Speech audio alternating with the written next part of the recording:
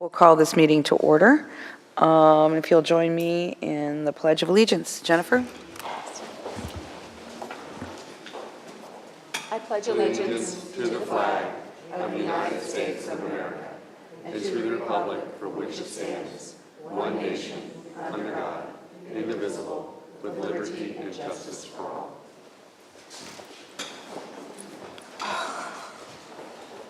All right, let's get this party started. We'll start off with presentations. We have the Government Communications Day Proclamation. Commissioner Tornga. Mayor, do we have any government communicators in here? Oh, I don't know. I see a few. Come on up. Here they come.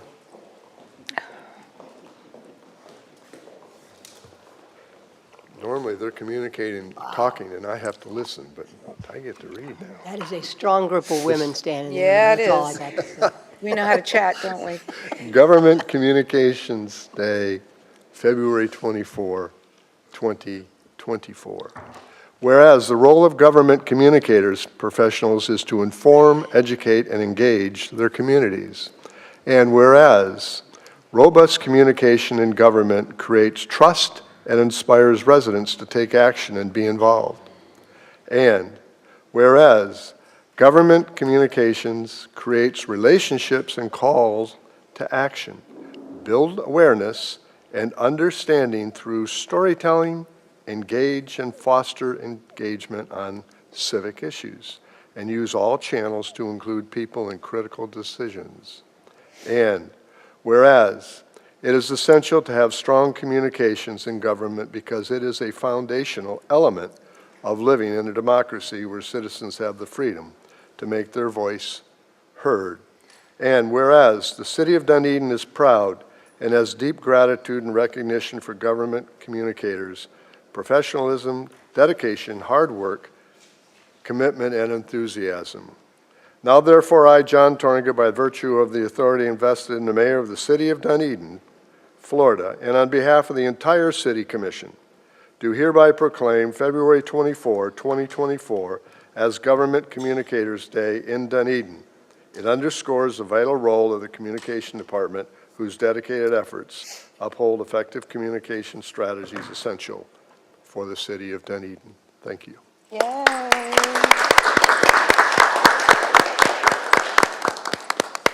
Thank you.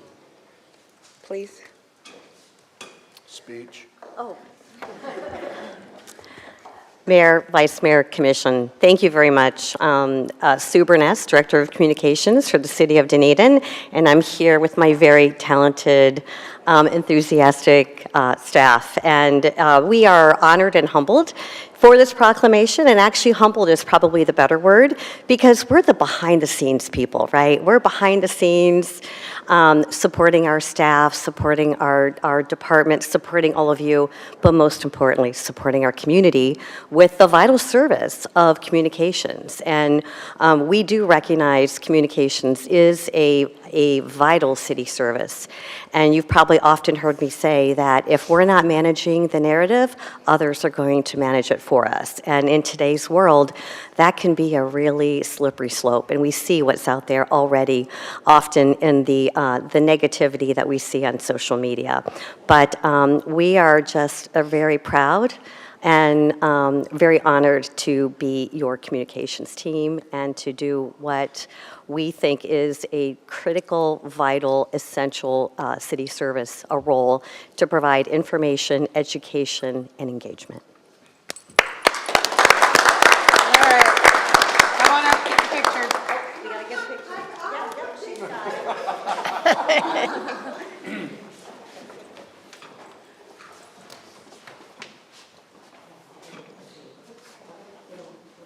Look, she's trying to please everybody. She can't help herself. All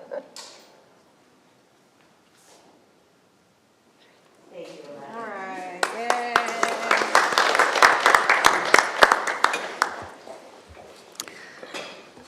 Thank you, Sue. You know, a really special thing about that department is when they're around during a hurricane. Facebook Lives every couple hours. I mean, thank God for you guys. Okay, now it's time for citizen input. Anybody wish to come forward and speak to any item that is not already on the agenda, please feel free to do so. Give us your name and address for the record. All right. We'll move on to consent agenda. So we have the approval of the minutes for January 23rd and 25th, board and committees appointments, the statewide mutual aid agreement with the state of Florida for the Division of Emergency Management, the approval of a solar feasibility study, the city property easements for undergrounding of overhead utilities on Skinner Boulevard, the Flanagan's Irish Pub, St. Patrick's Day Celebration Revocable License Agreement, the Hold Harmless and Indemnification Agreement for the use of the City of Tarpon Springs Training Site and Firefighter Apparatus, as well as the Florida Communities Trust Grant Reconciliation Statement. Any items to be pulled? Jeff? 2D, please, Mayor. Any other items to be pulled? I just had 2D. Okay. Can I have a motion to approve all items except the solar feasibility study? So moved. Second. Okay, I'm going to go with Commissioner Walker and Vice Mayor Franny. Any public input on any of these items? Seeing or hearing none, all in favor signify by saying aye. Aye. Any opposed? Motion passes unanimously. Do you, Commissioner Gao, do you have A full questions? presentation, just blow it out. No, just a summary, please, Okay, of what we're doing. Welcome, Jason. thanks, Jason. Thanks for being here. Hey, and congrats on the Port Richey thing.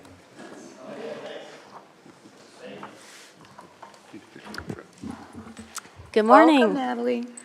Good morning, Mayor, Vice Mayor, Commissioners, City Manager, Natalie Gass, Sustainability Program Manager for the City of Dunedin. Here before you today is the scope of work and updated cost for the solar feasibility study. I can give you a brief summary and answer any questions that you have. So this is in alignment with the city's Ready for 100 clean energy goals. Originally, $100,000 was budgeted in FY23 for this item, and we created a business plan initiative around it. As city staff developed the scope, list of buildings, and process for this study, it was decided to change the approach to really achieve much more cost efficiency. And so the scope of services is going to include 16 buildings. We'll have a comprehensive solar feasibility study done. I can read off the list of buildings if you need me to. And this will include a desktop analysis of the buildings. 4 buildings will be selected for an in-field site visit for electrical analysis. And McKibben Creed will leverage their experience to ensure the City of Dunedin's solutions are right-sized and optimized for each building. And really, the way that we got down to this reduced cost of $51,196 is that we were able to look at different approaches for the energy efficiency part of it. So our buildings facility team, they're working with Duke Energy, and Duke Energy has a program that looks at your windows, lighting, and all this different part of the, they'll go on the roof, they look at the HVAC. All of that is done for free at no cost to the city. So we are utilizing the Duke Energy program, which greatly reduced the cost of the McKibben Creed study. And so it's kind of like this partner project that we're doing and out-scoping. Do you need me to kind of expand anything besides that or go into the building list? Are there any buildings excluded from the list? So we're not doing every city municipal building. It isn't, every shed and little parcel out there. I can go over the list, and if you have any questions, I'm happy to answer. If it's a short list, and this is more for the public. Yeah. I think this is an important issue that moves us forward. So the more that the community is aware of what we're doing, I think it's to everybody's betterment. So as long as it's a short list, yes. It's Mayor, I 16, have but a- I can run through it quickly. I have other concerns as well, so. Okay, Okay. but tell him the list. Okay. We have the library, community center, MLK, Hale, Fine Arts Center, Parks Maintenance Facility, the golf course pro shop, public services, wastewater admin, water admin, solid waste admin, and the existing covered parking, fleet, fire admin, and fire stations 60, 61, and 62. Thank you. There are larger That's it? buildings.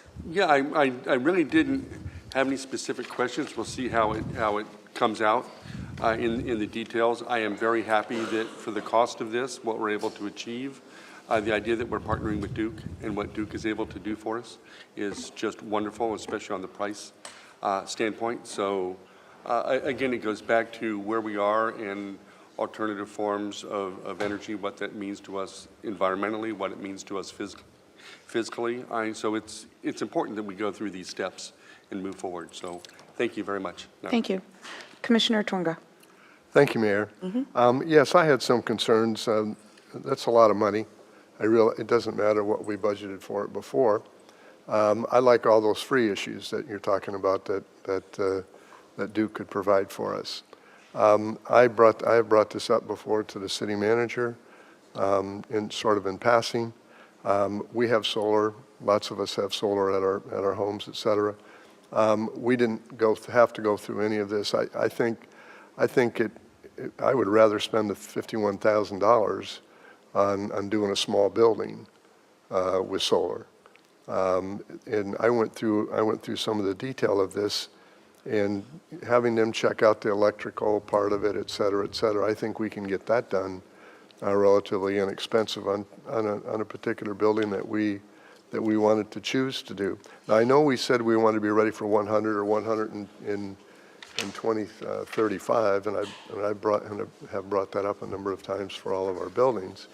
I have no idea what the status of solar is going to be at that point in time. That's a long ways away. Perhaps it's different or significantly improved. I don't know. But a lot of this that I read through here, they're really checking the electrical panels and things like that. All things that I know I didn't have to pay for when I had solar on my house. That just happened when someone came in and gave me the quotes. And so it's a lot of money for us to do something that's going to be happening. We may not affect this until 2032. I think my input would be that I would like to see us perhaps pick on one or two buildings that we feel that we can get some solar on now if we wish, spend that $51,000 putting that solar on, and perhaps add to it. Maybe use $100,000 to do that one. So I just wanted to bring that up for consideration. I am concerned about the expense and what we're receiving for it, and I would much rather see us do something that's actually going to do something for us immediately. So would you want to make any comment to that? Yeah. Or? Absolutely. So I really appreciate the comment, and I think it's a really important thing that you brought up, just to really understand why are we doing this? Why is the city that we're taking on this initiative to look at 16 of our buildings? We have solar on 3 of our buildings so far. So you bring up a really good point. Why don't we just kind of keep in alignment with what we're doing? With the clean energy goals, what we're trying to do is really look at all of this in a very comprehensive way, and not just kind of piecemeal building by building. It's really about creating a citywide energy program. And so when we do that, we want to look at the whole picture, not just piece by piece. And a really big thing to learn too, which I've had to learn, is that residential solar is very, very different from commercial solar. Everything that's involved with it. And so it's a lot simpler to get solar on your own home on a residential property than it is for this building or any of our other municipal buildings. Really too, it's not just looking at the electrical panels. They're going to be really designing the solar layout, and they're going to be looking at the return on investment of all of these projects. We want to align this with our roof assessments and roof replacements, and so all of this is really this larger program that's going to be built into our city operations as we move forward towards these goals, and we do have to look at it big picture in order to really move towards those goals. So I would just make the comment again, $51,000 is a lot of money. We keep spending money doing things like this as opposed to actually doing something. And so I think my position is still holds, but there we go. And this was originally budgeted, I mean, when we got the first scope, it was over $100,000. And city staff really wanted to look at how can we leverage other programs.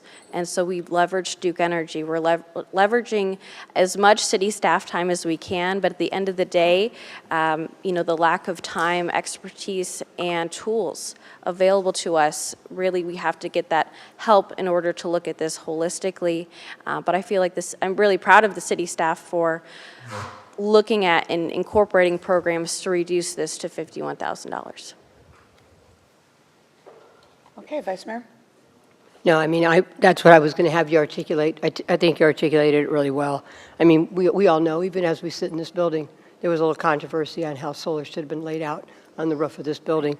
So I think it is an issue to be smart, to be holistic, to not just do the next, let's do one more, and then find out we could have effectively and efficiently done it better to really get the maximum benefit. So I think it's smart money on the table. I think it's smart that you guys did the Duke Energy audit for free, the roof assessment a little differently. And again, I'm assuming, to put it into a question, obviously you're going to come out of this with strengths and weaknesses of different options and different facilities. You're going to come out with a priority list of what should be done first and what makes the most sense for the best use of our money. Absolutely. Money. Yeah, absolutely. There will be a whole study built out and a priority list. This also allows us to look at, when our roofs need to be replaced and how we can align that. And if there's alignment, being able to buy solar in bulk, and to get multiple buildings done, which would reduce the price.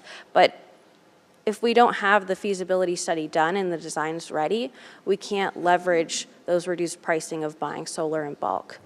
So that's another component. It's really looking at this holistically. Okay. I think it's a good step for our initiative. Thanks, Stanley. Commissioner Walker? Thank you, Mayor. So in addition to that, as once we're through the feasibility study and we start making these investments, which I think are absolutely important, we do get credits from Duke Energy with regards to the utilization of solar, my understanding. So with Duke Energy and net metering, it's really about if you are creating more energy than you're consuming, then you're going to be receiving credits at the end of the year through net metering. It's at a reduced rate, but with right-sizing solar, that credit isn't huge from Duke Energy. And so it's actually really more important to right-size your solar, and you're not paying more to make more solar and then not get the credit as you should be. And that's the importance of this study as well, to really look at how much solar we want to be really just looking at right sizing so that we're not paying more for panels that we don't need. And that is the reason that we're looking at energy efficiency first, to how do we reduce our energy costs? Is it the lighting? Is it the windows? To then have the solar on there that will fit and make sense for each building. Yeah, I think this is absolutely a smart investment because obviously it is about energy efficiency, and the placement of the solar panels and that infrastructure that supports it, that has to be carefully analyzed. And the thing that I like what about you just said though is also aligning with, currently where are we at in the timeline for roof replacements and that sort of thing. So I think this is a critical part of your solar plan going forward, because we just can't just arbitrarily say, we're going to put solar up on building X, and there's got to be a plan. So. And each time that we've done this kind of individually, we've looked at solar on each building individually.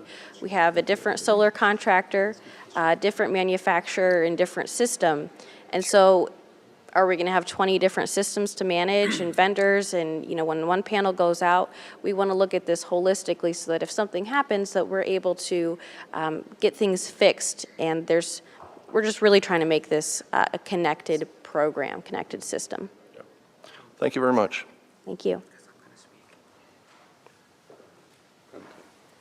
It's a generic question. Thank you, Natalie.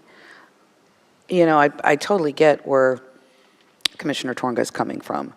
You know, many of us get rather annoyed with consultant reports in government. You know, we can talk about that till the cows come home.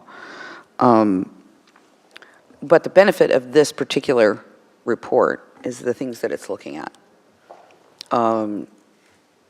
Being able to determine, like you said, the life of the roof, the windows, the energy efficiency of a building, and determining, is it worth us putting the solar on if we haven't replaced the windows yet? Is it worth putting the solar on if the roof has to be replaced in 5 years? Is it worth putting the solar on if the air conditioning system needs to be replaced because it's too old? Those are things that have to be looked at on every building. You've got 16, did you say? We are, Jennifer, 40-some people in the hole from employee perspective? That was about a month ago, so I think we're down to like In the 35, 30s? Yes. Still. So, 38 is what your report says. yeah. Just, 38. But so my point is, it's not something that our people, that we have, you know, the internal infrastructure to go out and do that ourselves. These guys are experts in the field. So I think that the public would appreciate the fact that we're looking at it in a 365 viewpoint. And so that when we do it and we make our priority lists, we're not only going to make the priority of where we put solar, but then we're going to make the priority of where we do replace those roofs, or where we do replace those air conditioners, or those windows, so that we can get there over time when we're doing our capital improvement plan. So for those reasons, you know, I think it's really important to do. I also note, and, you know, spoke with Jorge yesterday in our agenda review, that the golf clubhouse and the history museum are not on the list. And that's because we already know that the history museum won't give us enough bang for our buck, and the golf clubhouse has too much tree coverage. So we're not studying those two things. Those are the two glaring things that I thought were missing. So I think the way we're approaching this is systematic and financially reasonable. And it gives all of us a reason to say, why are we doing this building before that building? So yeah, I don't disagree. I'd love to see us put more solar up there or do another project. So if we come up with some extra money, Jennifer, let's do that. But anyway, I am very supportive of it. Is there any public comment on this item? Okay, I have a motion and a second. All in favor signify by saying aye. Aye. Any opposed? Okay, so that motion passes 4-1.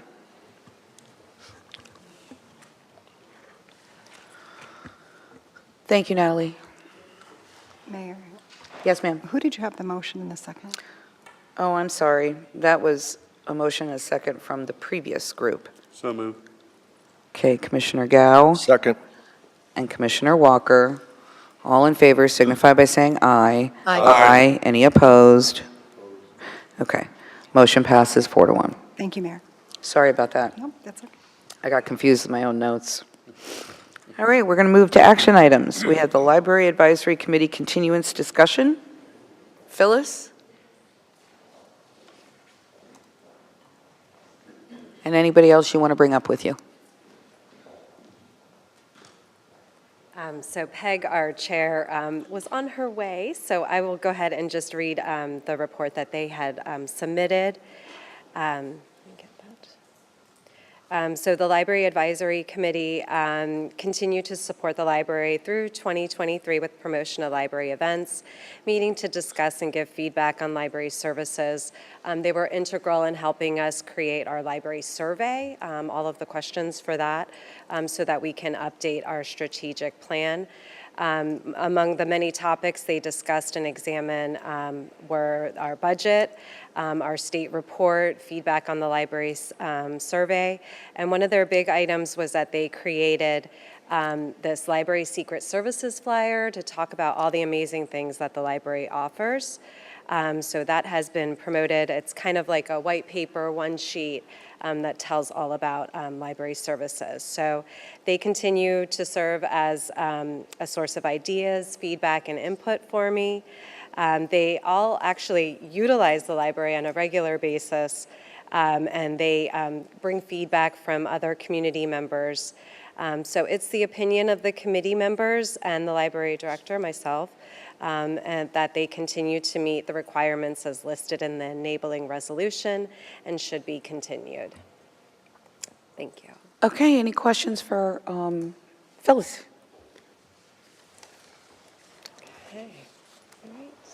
Okay, is there a motion to continue? So moved. Second. Okay, Commissioner Franny, or Vice Mayor Franny and Commissioner Walker. Anybody from the public wish to speak to this item?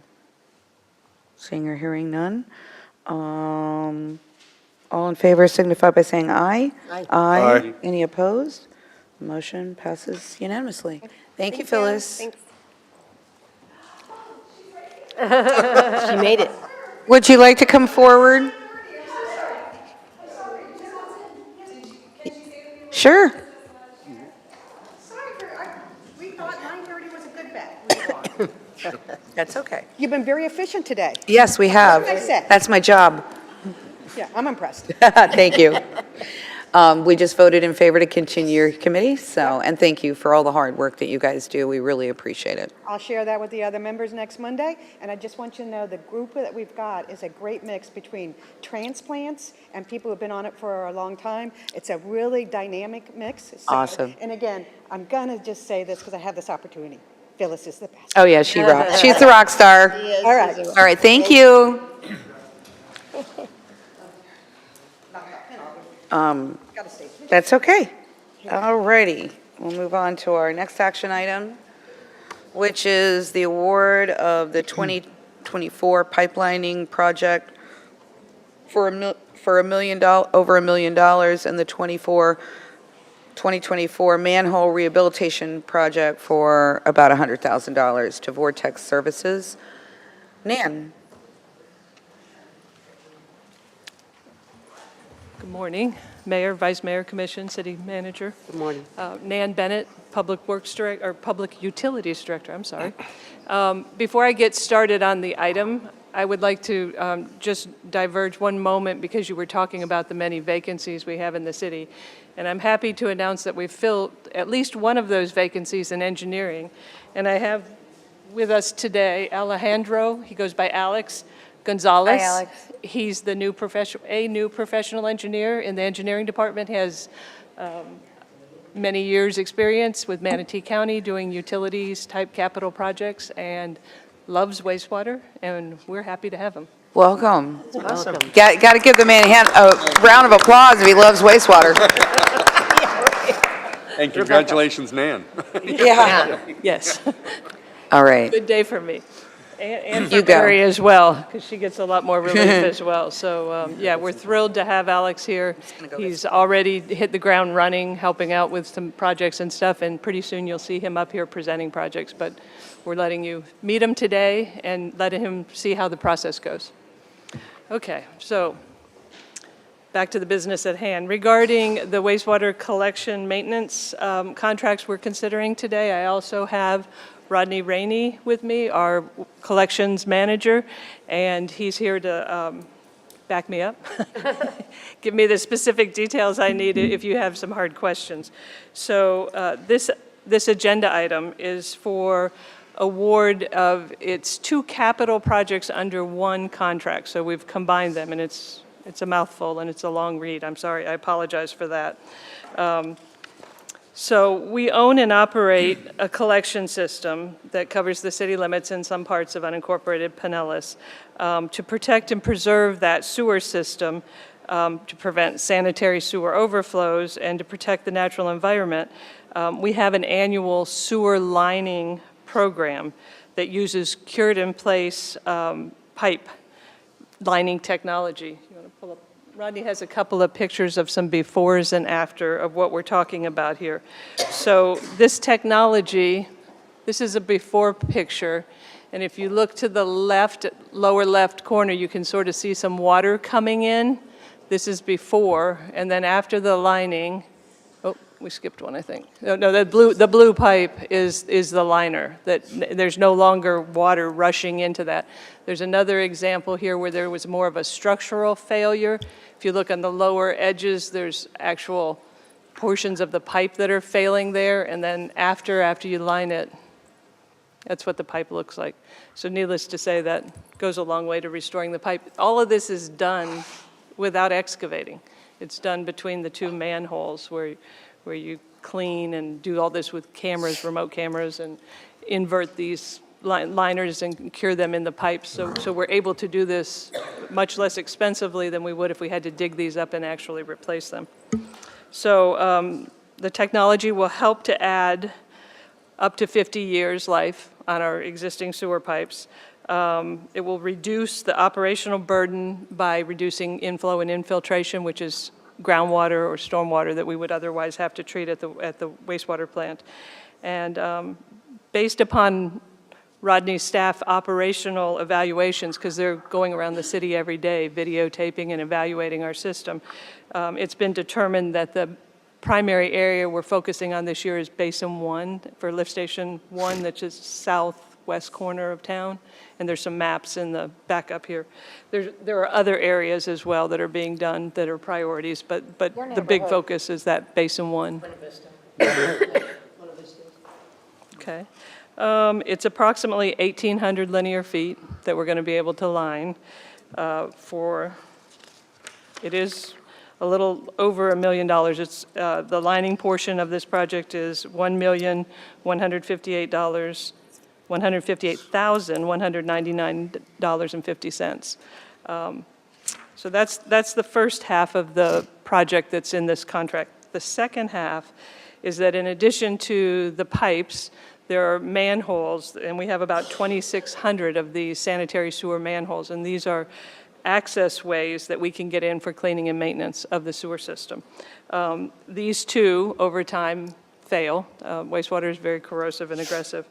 And so the staff, every day, every workday, are out there inspecting and evaluating these and lining up what needs to be done and what's the highest priority. And they've identified 42 manholes ranging anywhere from 4 foot deep to 18 feet deep. And these are in immediate need of rehabilitation. We have an ongoing annual program. We keep prioritizing, keep fixing things. It will require temporarily plugging and bypassing the wastewater around this so that they can work in that manhole. It allows for the injection of water stop to stop any kind of inflow of water. Again, the inflow and infiltration, stopping that. And then a coating of it, a protective coating on the inside of that. The manholes sometimes are located in roadways, and so that would also require traffic control. And it extends the life of these manholes for approximately another 25 years when we do this type of repair.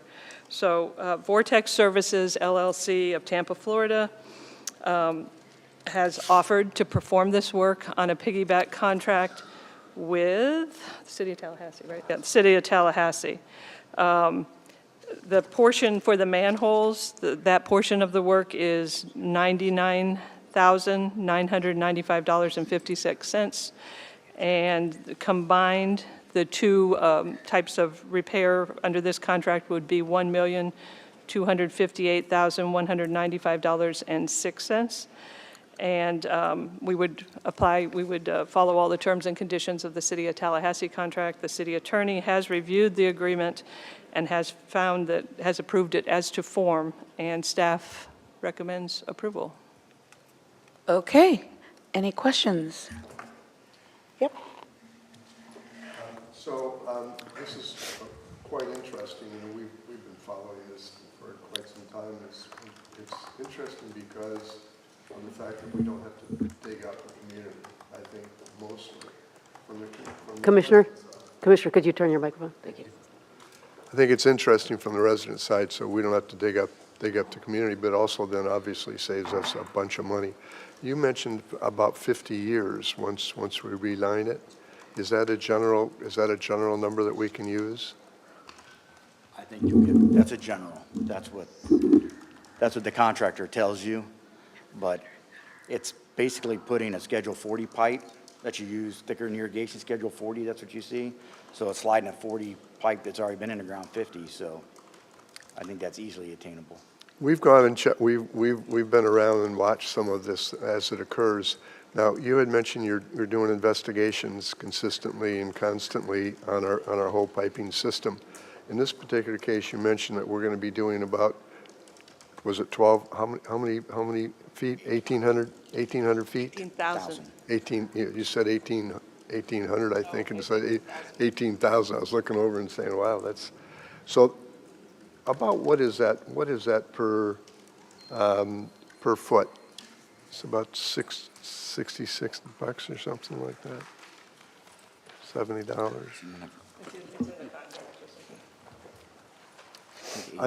I'm curious, how often are we inspecting all of our pipes? The TV truck and the vac truck run every single day, 5 days a week, unless they're pulled off for like Lambert's, and we had to come up behind them. But we try to move basin to basin, but those two vehicles work every single day. The TV truck, the vac truck is basically a week in front of the TV truck, and then they come through, so it's constantly, Monday through Friday, those trucks are rolling TV and cleaning. Thank you. Although you had mentioned it, I wanted to bring it back up so that our residents hear that and know that we're doing that. Because a failure is unbelievably expensive. We're talking one little break can be as much as $1 million by itself. So I think this is a fantastic lead that we have. I've also wondered, since, I mean, this is a good business for maybe for one of us to go into. I don't know, find a partner out there and go into this business. I say that only because it's a very good business, and it's a very, probably quite profitable. Here's my question. Has the county ever looked, for example, I know, Ann, you've got some good association with the county. Have we ever looked at having somebody from or a county organization or another organization actually have the capacity to do this for the various communities, so the bidding is lessened and it's just a constant? We could keep a unit functioning all the time. Two things.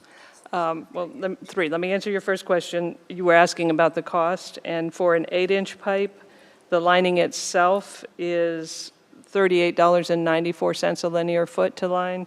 For a 10-inch pipe, it's $40.12 per linear foot to line. But there's other costs, mobilization and other things. Okay. Moving on to your question about lining, and Rodney can expound on this. We do lining in-house. We are one of the few communities that does it in-house. We do the sectional liners. One of those, which picture was ours? These are sectional liners that we did ourselves. That our own staff. We can do short runs. 10 feet, we can do 10 feet in-house with our own in-house staff. But when we're doing thousands and thousands of feet, we do not have the capacity to do that.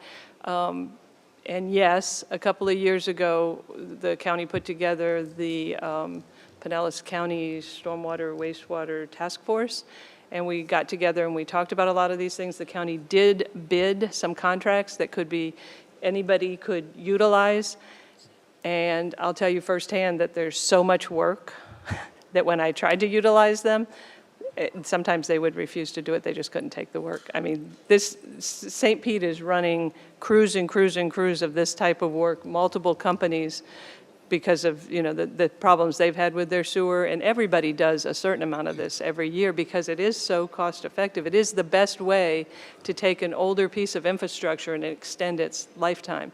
So yes, we do work cooperatively when there's those opportunities. Yes, we do as much of this as we can in-house, and I'm not aware of another wastewater system in Pinellas County that does. Do you know anybody else that does liners? I think the problem with that, I think St. Pete back in the day when directional drilling started, they started 3 crews, and as soon as you learn how to do it, they jumped ship, bought it themselves, and did it for themselves. All right. I just want to say again about these liners. We do them, these are 10-foot sections for main line, but the laterals going to your house, we go all the way across Edgewater, all 19 multiple feet, 60 feet. We can do laterals, 4-inch, and we do those in-house. Wow. Thank you for the answers to my questions. Thank you. Vice Mayor, any questions? I don't have any questions. Long-time initiative. I'm a big believer in it. I do have comments, so if we're going to have another chance for that. I don't have any questions. Okay. Questions? Yeah, Mayor, if you don't mind. Certainly in favor of this. And it's approximately 18,000 feet. Do you know historically, year after year, when we budget for this, do we do it in measurements of linear feet, or do we do it by dollar amount, and how many feet can we get in that dollar amount? Dollar amount. Is it by the dollar amount? And so do you ever run into those situations to where this is the amount of money that we have to spend, but we actually need a lot more money to get done what we need to get done? It's a loaded question. Yeah, that But I is. understand That why is. you're asking. You know, If it's critical, we'll bring it to you. We try to, this is preventative maintenance, predictive and preventative maintenance, and we try to hit the entire collection system. So we just try to keep eating this elephant one bite at a time, because, the collection system, like I said, wastewater is extremely corrosive. It fails over time. And so as quick as you're fixing something, something else is reaching, its failure point. So we're just continuously doing this. and I know it's like road maintenance and asphalt, right? It's always there. And I know historically, and I don't know, the number just kind of stuck in my head, but I know historically we talked about if we did this at the rate we're doing, it would take 81 years to line the city. Not That's that we Paul's need fault. That is Paul's fault. Paul told us that. I thought it was 40-some years, though. I can check for you on, at this rate, at 18,000 linear feet, how long would it take to do the whole city? But like Rodney just said, we're tackling this, instead of jumping around, we're trying to tackle entire basins at a time. And then that area is sort of, Covered. all up to maintenance and ready for the next 50 years or whatever. And so that's how we're trying to tackle it now. Thank you. Okay. And I know this extends the life of the pipe, and I might have missed it, but is the idea that in 25 years or whenever that time comes, can we reline it, or is this a one and done type thing? The next step would be to replace the pipe? I'm hoping they come up with something. Because Time, right? It's Time. 8 mm thick, so where we put a liner like this repair, one day we will line this whole thing. You have to remember, drop the tires on the TV truck to get through. So hopefully, they come up with something else. But I would imagine, yes, you could run the smaller tires and maybe you could do it one more time. Okay. No, that's all the questions I have. Oh, I'm sorry. Go Nan. The failures I've seen have been a complete reconstruction, but they were large failures that I've seen sometimes. But in other systems, not here. Thank you. Commissioner Walker, questions? Yes, ma'am. Just curious, what is the material that lining, what is that, PVC? It's felt with resin, isn't it? Felt with resin and it turns into, you would think it's PVC when you touch it. So it's heat sensitive. A lot of it is cured, some of it's cured with UV and some of it's, actually, Alex just did a lot of research on this. I may call him up here. It's felt and it's impregnated with typically the older technology was a heat sensitive resin. They bring it in refrigerated trucks, sort of turned inside out, it's like a tube sock with all of the gooey stuff on the inside, and that's why they call it inverting, and they use hot water and they push it through there that pushes it up against the pipe wall and use the existing pipe wall as a form, if you will. And then they hold that pressure in that water, or there's an alternate way to do it with UV now, for a period of time until it cures and hardens. And then that becomes the pipe, so it's a pipe within a pipe. That's why it's called cast in, or cured in place pipe. Well, that's, so you're not jamming a solid piece of pipe into another more brittle piece of pipe then. This is actually a fluid process. Correct. This is a fabric Yeah. thing. Imagine a tube sock Yeah. being inverted in with water pushing it into the pipe, and then they hold that pressure and heat, and they literally call it cooking. They give it a couple hours to cook. You want to talk some more? Anyway, it's We got it. it's very interesting. We got it. Yeah, We could talk all day about wastewater if Yes. you haven't noticed. thank you for humoring me. Yeah, no, he wouldn't. I can answer for him. No, he It- wouldn't. But I do wonder how many people really know what a tube sock is. Oh, Commissioner Walker, that's what we were doing that morning when you see me at the manhole Yeah. down here. We put a point repair in. Oh, cool, oh, cool, thanks. Now you know. Now you know. now you know.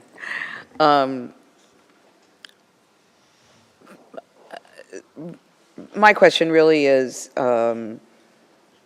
we prioritize these pipes and manholes, as you said, the pipes, you're looking at a particular area, correct? Lift Yeah. station area, yes. Yeah, and so, but the manholes, are you, when you prioritize those, I see that you're looking at an area, I mean, it's Harbor View, I mean, I see the area. But the manhole issue is because if the stormwater gets in those pipes, the manhole can spill sewage, raw sewage on a street, correct? Something to that effect. When we do the TV truck, every time you go in, you have to pop the manhole and they look at it. And the manhole actually look like it's smiling at you, someone bad dentures, and you'll see no concrete. And what you'll see is water literally spraying in. And when the gaps get too big, then he'll mark it fair, good, and different how they are. And he tries to keep them in a tight area because once you get them all done there, Right. then you come in line and that area's tight. And this is so that the water, stormwater, rainwater can't get in, Yes. but it's also so that It could, wastewater can't get out. So it's to prevent both. yes. And I think that's really important. We saw, I don't know, Jennifer, what storm was that? Was that It wasn't Irma. It was before Irma, I think, maybe. Hermine? The one we were just riding out on? It was before Irma, and you might not have been here. I just remember there was a whole bunch of lift stations failing. We had generators everywhere. There were manholes that were seeping sewage, like I remember that in Fairway Estates. And that was kind of when we all sat down and said, okay. It was an unusual type of storm event, and I just don't remember which one it was. I believe it was Hermine in Okay. 2016, and Yeah. that was the storm that caused all of the utilities in And like St. Pinellas Pete, County. right, and then that's when the committee that I've sat on got formed. Okay, you answered my questions, I'll leave my comments for the end. Thank you. Anybody from the public wish to come forward and speak to this item? Okay, can I have a motion to approve? Second. Okay, Vice Mayor Franey and Commissioner Gao. Any final comments, Vice Mayor Franey? Yeah, I do. Obviously, this is a long-time initiative for us. It's really important. I do love that we have people that love what they do and get so excited about wastewater. It's not sexy, obviously. Wastewater is not sexy, but it's clearly one of the most important things that we do. Out of sight, out of mind. It's all underground. What you don't see, you don't see. But, we've had different crises over the years. I always pound the drum of late 80s, 90s with the water, wastewater plants, ongoing in terms of making sure the pipes are taken care of under the ground. And it's part of what people don't see, but it's one of our most important jobs. It's about being effective and efficient with those services, but more than anything else, it's about being able to get the services to people without destroying the environment and keeping that in mind, how important it is what happens underground where we can't see. So very supportive. I love that we're staying on top of this stuff. It's, again, you find out when the storms hit, and you have spills and you have a lot of damage to the environment. You find out then what you're not doing.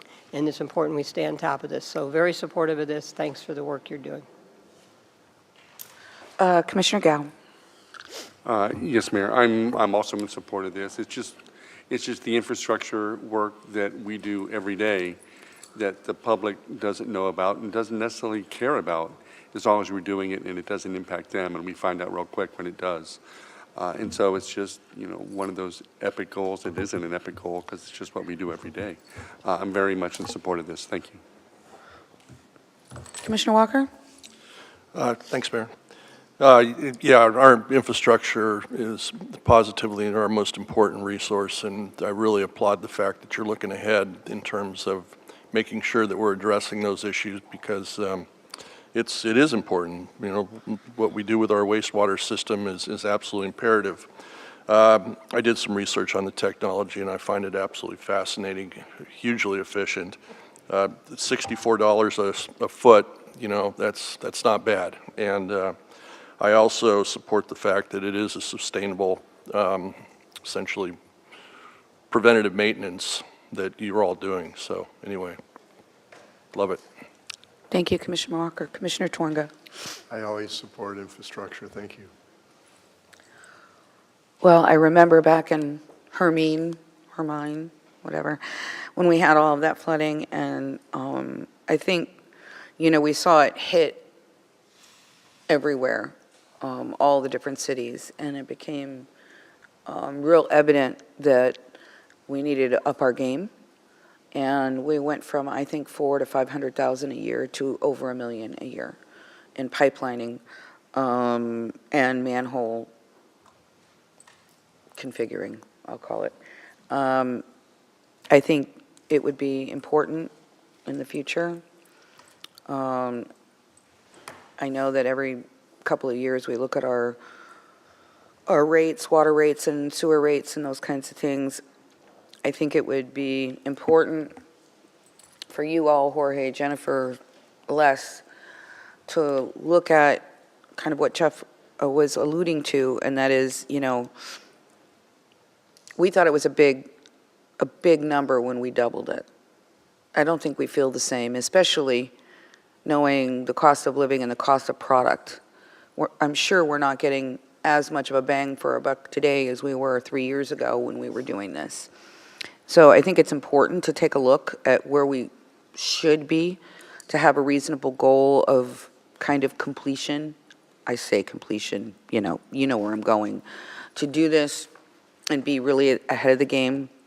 I used to say with our road work, and we talked about this with road repaving, I always wanted to see us at a grade level B for all our roads. Jorge laughs at me whenever I've said that in the past, because it's like, yeah, how many millions it would take us to get there and to maintain that. But, there are goals and then there are objectives for how to get there. And I always think that our goals should be loftier than what we can ever achieve. So, as you guys go through the budget and look at rates, I certainly would like to see what it might take to up that game to meet with today's inflation. I also understand it's a matter of how many bodies do we have and how much work we can actually accomplish, even if we're contracting out. But again, we're dealing with the flooding issues in different neighborhoods from a different mechanism than this.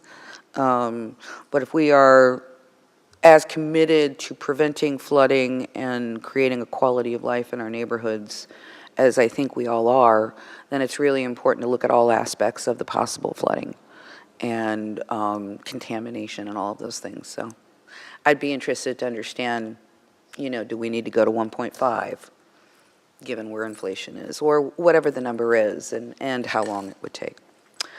All right. We have a motion and a second. All in favor signify by saying aye. Aye. Aye. Any opposed? Motion passes unanimously. Thank you. All right. Thanks for all your support. You're welcome. Now we have the state of FDOT locally funded agreement with three-party escrow agreement for construction of Skinner Boulevard. Complete Streets Urban Corridor Project, the city's cost share is identified, yada, yada, yada. And I see we have Forward Pinellas here with us today. I didn't miss you back there. Wave your hands when you want to come up and say anything. Okay, Bob, I'll turn it over to you, buddy. Certainly, Bob Ironsmith, Director of Economic Development and Housing, and here today to really talk about a project that's been started really 2 years ago with design. This is really the transformation of Skinner Boulevard. The limits are from Alt 19 to Bass Boulevard. This is a very comprehensive, complex project with many partners and many aspects. I do, before I start, I want to say too that Super Ness, our communications team, what you see on the board is actually on the web. You can just go to DunedinGov.com and you go to a project list, you'll see Skinner Boulevard, and you get a bunch of information out there. So if the public is watching and wants to know more, they can just go to that webpage. So I just wanted to go ahead and kind of start with that. The goals for Skinner Boulevard, when we initially started this, and actually did start with Ford Pinellas with a $100,000 grant, and then also we got a $1 million grant from them. But the goals were reduce speeds, safety. We've had a situation there where speeds on Skinner are quite higher than what we would like. It's not pedestrian friendly, nor is it vehicular safety friendly. We wanted to make something that was both pedestrian and bike friendly. If you know, of course, we know it's connected to the trail. And this section of the trail is the busiest part of the trail system in all of the county. That was another goal. We wanted to connect with downtown. Currently, the way that this 4-lane, higher speed corridor, it bifurcates the downtown. We wanted to connect to it. The other aspect is we wanted to remove some unsightly blight. We got major overhead utilities in there, so we wanted to see how we could go ahead and get that underground. And then last, we wanted to go ahead and stimulate economic development. And because of what the commission has approved to date, that is already starting. We're seeing various properties already start to transform in anticipation of the Skinner Complete Streets project. Let me at least talk a little bit about our partners. And of course, many are here in the audience. I'm going to recognize quite a few. We got Ford Pinellas. I know I see Chelsea there. This is where it started with the grant process to get this thing going. It initially helped us get a consultant to start to say what should the concept be.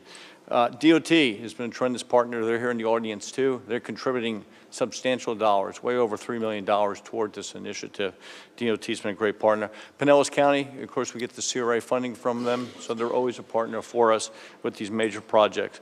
Duke, who's also in the audience, this obviously with the underground utilities and street lighting, we've been working very closely with Duke. And the private property owners, where we need to get easements to go ahead and take these pole-mounted transformers and get them on the ground. So we thank all the private property owners that have given us easements on it. We also have joint partners, right? With overhead, it's not just Duke. You got Verizon, WOW, Frontier, Spectrum. All those also need to be accounted for when you look to go ahead with the underground. Let me go ahead and just recognize a few of the people we've been working with that are here in the audience that can answer some questions. We have Danielle with DOT. We have Tracy Hood with DOT. We have Chad Stewart with DOT. So that's kind of the DOT contingent, if you will. Then from the Duke side, we have Marion Tucker is here. Dave Murchison is here. So that's from the Duke side. And of course, we have Ford Pinellas here. I think Chelsea, maybe Rodney's here. City staff, this is such a large initiative that we've crossed over quite a bit with city staff. The attorney, Jen Callan's been critical with looking at all the various agreements with it. So we thank Jen for all her time. Les Tyler with the financing aspects and how everything works out. That's been key.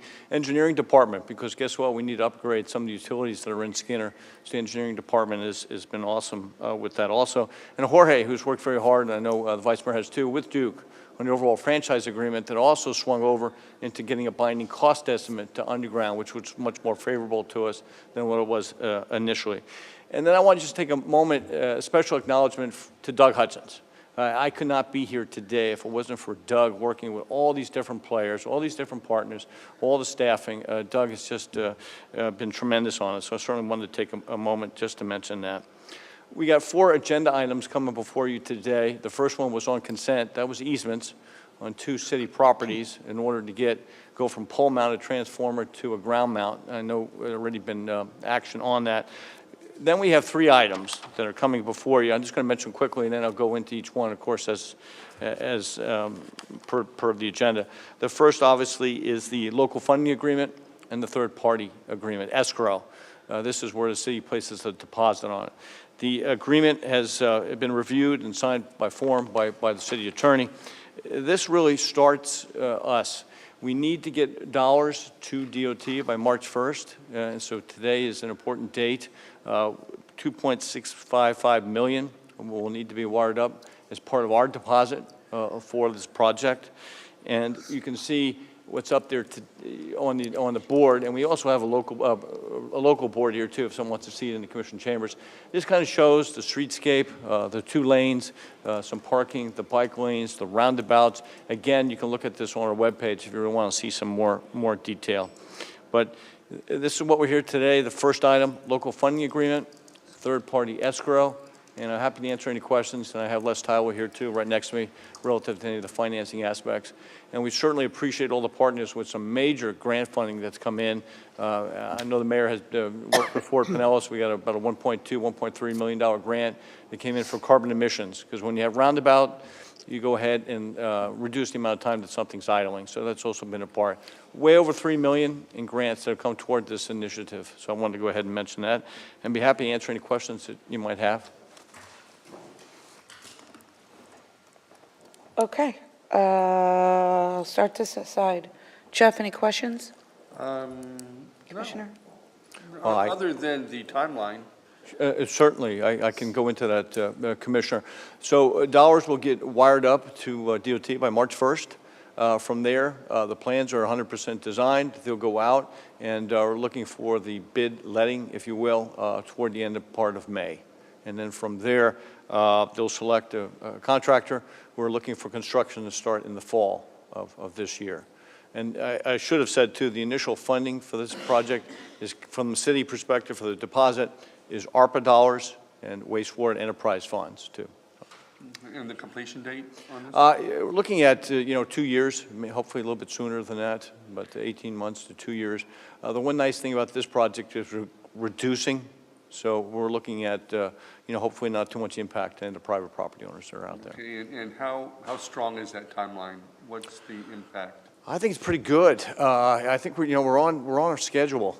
Today is an important day, of course, but plans are done. I expect that schedule to stay pretty good. And frankly, DOT has such amount of experience with all these road projects, and they have a lot of data to pull on. They're very good at hitting their timelines. So we're looking pretty good. I just let DOT know that I'm up in 26. Okay.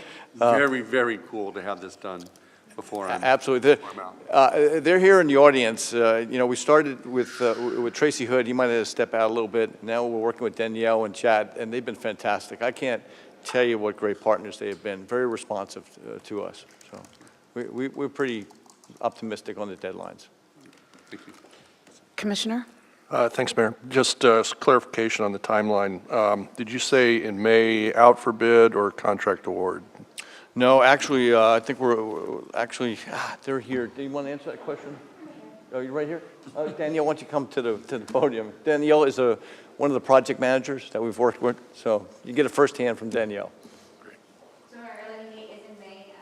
Typically, we give them a little bit of lead time for some future acquisitions, so we anticipate them to start in the fall. And that's when the contract award will be done, but the contract time will not start until the fall. Okay, all right. No, thanks for the clarification. That it? Vice Mayor? Yeah, I just wanted to clarify the dollars. Les, that's probably more you. So basically, it's a $10.8 million project overall. Correct, Includes everything. correct. Yeah, and basically, about $6 million of that is us. 900,000 of the 6 million is probably a CRA. So that's where the county comes in as a partial partner, right, Bob? Yes, Yes. we've already, I'm sorry, go ahead. Just We real paid for quick. the design. Just real quick, $6 million is the city portion, and that's mainly ARPA funds, $4.5 million of ARPA funds, then about $643,000 of water wastewater funds, utility funds that Bob mentioned, and then we've got about $911,000 of CRA funds. And then, in addition to that, with our partners that Bob just mentioned, we've got $2.528 million from FDOT contribution, and then about $1.5 million from Fort Pinellas. And an additional, what is it, how much, $750,000 for landscaping from DOT as well? Yes, correct. Thanks for mentioning that. Yeah, FDOT, in addition to that, will be contributing $750,000 for future landscaping, so that brings their contribution to about $3.3 million. Right. And, I only ask that because we have a lot of partners in this, and, 40% of the project is partner money, right? Actually more if you count CRA and the county. And so, it's important, and some people ask, well, why now for Skinner? Why is it so important? Well, you got all these things coming together, and, the timing is now, if we're going to take advantage of all these things. So that's my only questions. Thank you. Thank you. Commissioner Torga? Thank you. I was going to ask if you were going to go through those numbers in any detail. We kind of stopped. But fortunately for me, I had Jorge yesterday, who was able to, I had all the numbers laid out, and he was able to kind of put it together for me, and then I did have a quick conversation with you. So I guess sufficient to say then what you just said is that we'll leave it at that for the numbers, or are you going to cover the numbers more specific? No, that's pretty much the numbers I can if you want. Yeah, DOT came up with the dollars for the landscaping, about $750,000. They're also covering the construction management and inspection. So they've continued to step up. I think, I don't want to speak for them, but I think they're looking at this as kind of a prototype project, taking a state corridor and really tying into the downtown. I'm sure this is going to be used as an example. So they've been great. Yeah, I love their comments about that in the past, and I also love the fact that they had just done one up the street.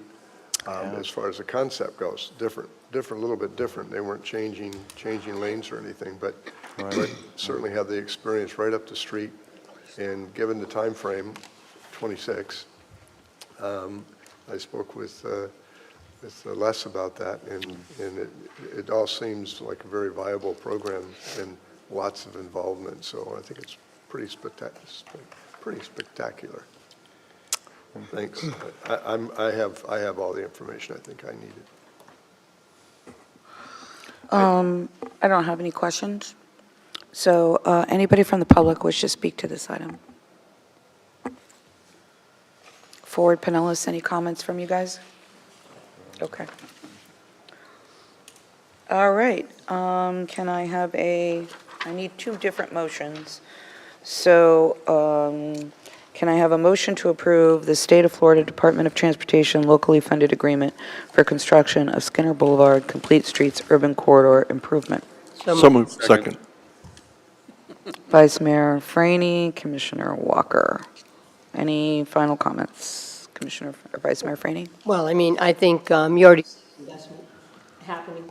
You already see the investment happening along that corridor in anticipation of this. I think it's going to be kind of a second Main Street almost in terms of how it develops. But more importantly, it's going to be a smart street where I think it's going to be safer. A lot of multimodal thinking in this and just making things easier, safer for our citizens. So very supportive, very thankful for all our partners who are here. Thanks for all the investment, not just investment of time, but investment of real money in making this happen. I think it's a very exciting project. Okay, Commissioner Walker. Yeah, I'm also very excited about this project. I'm excited about the fact that we bring Skinner into the downtown, the core downtown area. To your point, Bob, the investment's already starting to occur there, and I'm really excited about this. Thank you. Commissioner Gao? I agree with everything that's been said this morning. This isn't just important for Dunedin. This is really a signature project for the county, if not the region. So it's a long time coming. I would just like to put it out there that if there is some sort of, because of the size of the project, some sort of ceremonial groundbreaking, it would be really cool to have the commission out there, or just me. We'll send you. We'll send you on our behalf. We'll certainly look at that. Commissioner Torga. Thank you, Mayor. So I was fortunate to start on this from the very beginning on the first $100,000 with Chelsea, with Forward Pinellas, and in the studying of the complete streets and the whole concept of which is relatively new within the last 10 years or something. And just watching how this worked in different communities, et cetera, and now get to watch it right here as it comes together is pretty exciting. So thank you, Forward Pinellas, and for all the participants. Thanks. Okay. Obviously, we want to have plenty of notice to the world about this project. To the overall community, especially the people that live there or have to access that road every day. I'm sure, I'm looking at our communications department, we'll work with everyone else to figure that out. This is one of the first, I think it's the second or third, but it's one of the first groupings of the Forward Pinellas new program of partnering with communities to get things done and to offer grant money to do studies and planning work. We were beat out first by St. Pete, I think, but everybody gets beat out by St. Pete, so I don't feel bad about that. I think we might have been the second. That's great. And I think that was really awesome, that a small city like us gets to do such a huge road reworking project such as this. Very proud of it. It is a Forward Pinellas signature project. They are the local metropolitan planning organization. I call them the transportation planning organization because I think people understand that more for Pinellas County. And they will be becoming a regional group at some time in the future, in the next couple of years. So I think it's so important that local communities like us still have a voice. So for those that I'll be leaving behind, I need y'all to fight for that, because this is what we achieve when we do have a local voice. I do want to thank all of the people here in the city of Dunedin that have worked hard on this project. It is extremely complicated. And you know, we're going to get slammed on the roundabouts. Be ready and stand up for it. I don't like them any more than anybody else does, but I do know the value of their existence and of their existence here. This area is going to be a significant economic driver for our community. Take the road piece out of it. With the road piece, the safety. I sit every day at Highland or Douglas trying to cross or turn left.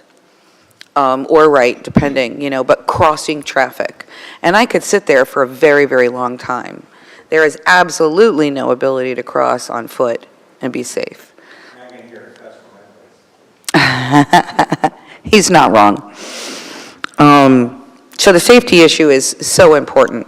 But the economic driver that it also brings,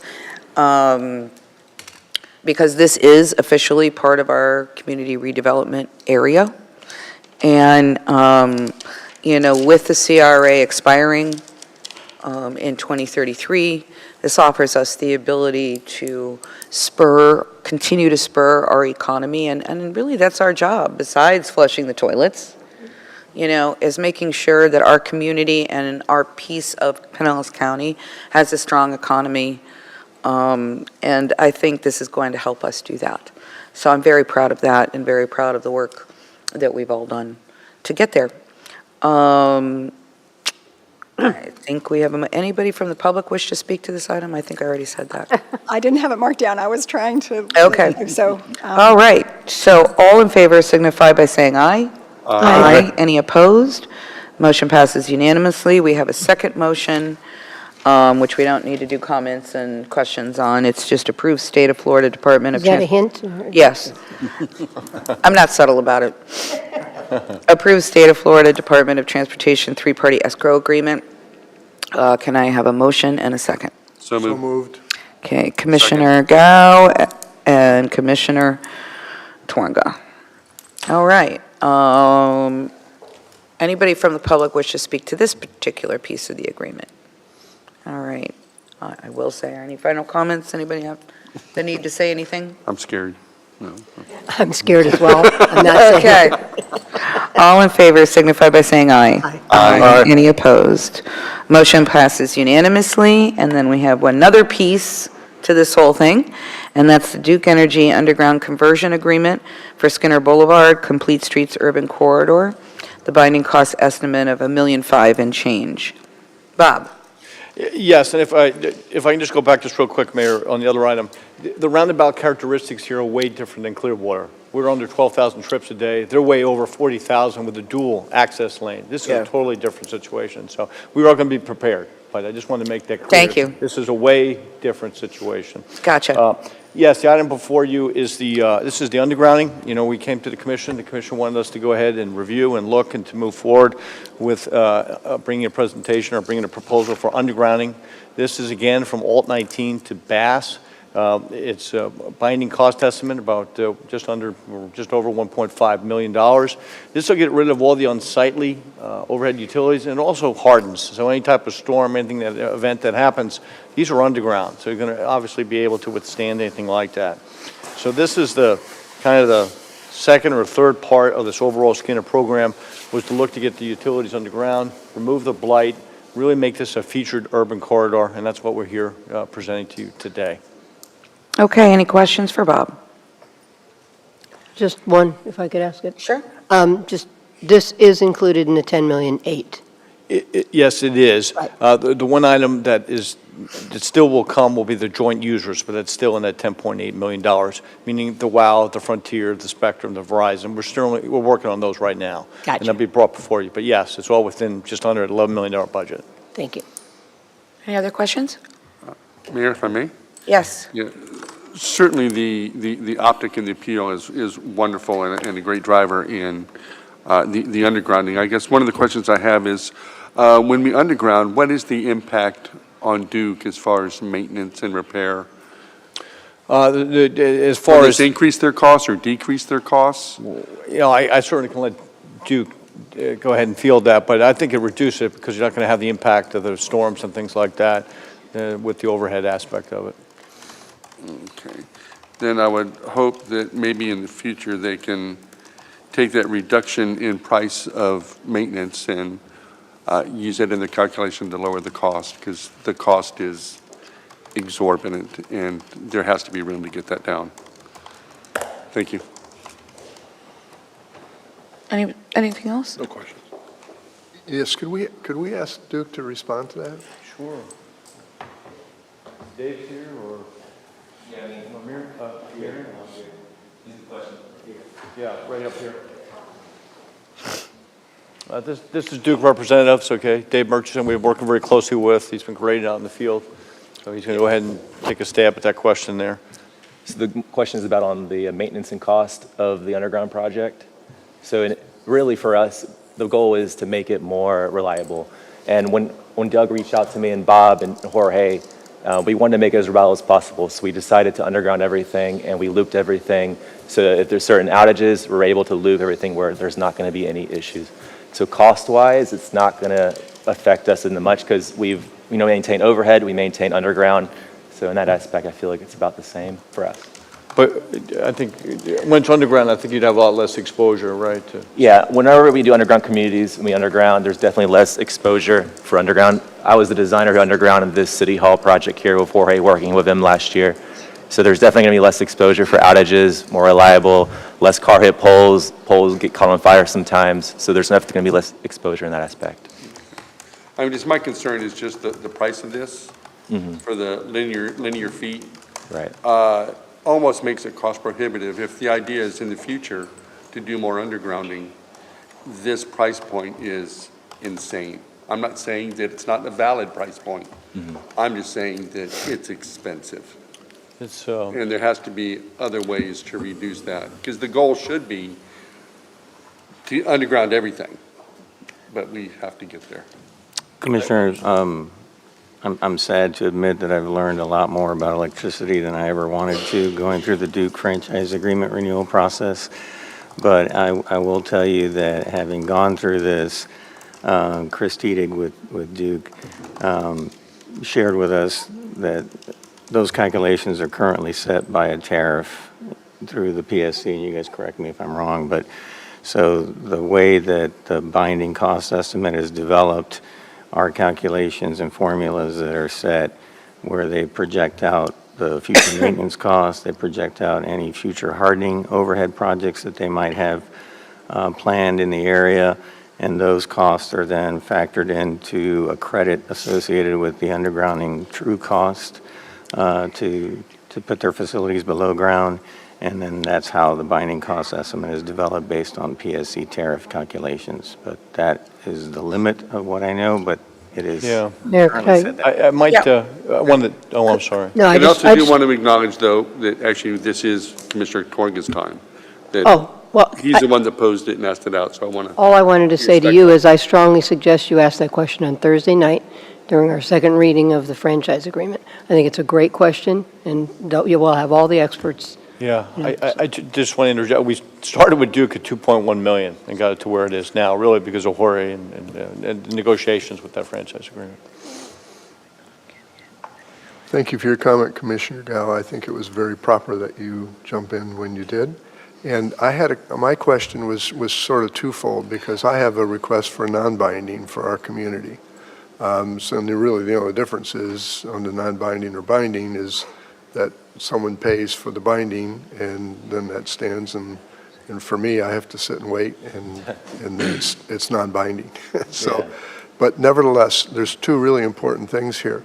Number one, we have then put, if I may, in just common vernacular, we have put the wires under the ground. Interesting concept about the transformers, because I know when we get hit in storms, oftentimes someone's jumping up that pole, not only to work, really not so much even often for the wire, but for the transformer. We now have the transformer on the ground. What will the impact be on any community, or our community specifically, where we put the transformers down on the ground? Obviously easier to get to, but maybe more I don't know, maybe more impacted by the water, or I don't know. I think or the biggest accident or something. Right. The biggest thing of putting things underground for us is that we loop everything. When we're overhead, we kind of have one radial feed, one connection, but every time we do an underground design, underground, we underground everything. So we would try to, that's the biggest thing of underground, people need to understand is that's the biggest benefit. It's underground, a lot of conduits can get water in it, flooded, that doesn't affect anything. A lot of our transformers that we're putting underground as well, they're all coastal, considered stainless steel transformers. They're all, whenever we put transformers near a water, they're just made to withstand those kind of things. So there's definitely benefit in underground, and that's what, when Doug and I have walked this project so many times. I've gotten to know Doug every week now. So I really enjoy getting to know him, especially from the City Hall project as well.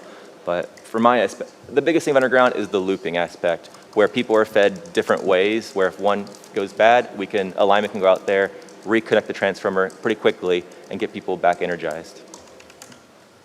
Is it, so we've got some requests that we just handled, you were in here about the transformers in a couple locations where we had to get easements, et cetera, et cetera.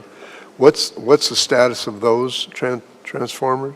So we're trying to get two easements at the city parcel of land, the different city parks. Is that your question about why we're getting those? Yeah, so where will they be? Will they be? So one is near the basketball court. I don't know if you know the exact road. I'm sorry, where will they be in relationship to the ground? It's about 4 feet by 3 feet, and then maybe this tall up ground, maybe 3 feet. It's one of the small, you would see it in residential neighborhoods. Usually you see them every 4 or 5 houses, the smaller transformers. Those transformers themselves are not the big three-phase ones where you see for the City Hall, the huge ones. We also, Doug and I kind of tucked it away in a nice spot where it's kind of not impeding anybody. But the reason why we put them in those city parcels is because the different customers Doug and I reached out to declined any transformer on their property. Okay, thank you. That's the reason. Okay, that was the reason, correct. That answers why it occurred. That's the last resort is city. Otherwise, they would have been. Oh, 100%. Doug and I and Trevor, we all went to knock on doors, talking to customers, and we got a bunch of easements. The easement list for this road wasn't as bad as other cities' projects we've done. I think there was only 10 or 12 easements we had to acquire and other work prints, but it wasn't. Doug and I have worked pretty well together trying to get. Looks like you got most of them the way. Correct. Yeah, the finish line is almost there. So. Thank you. You're welcome.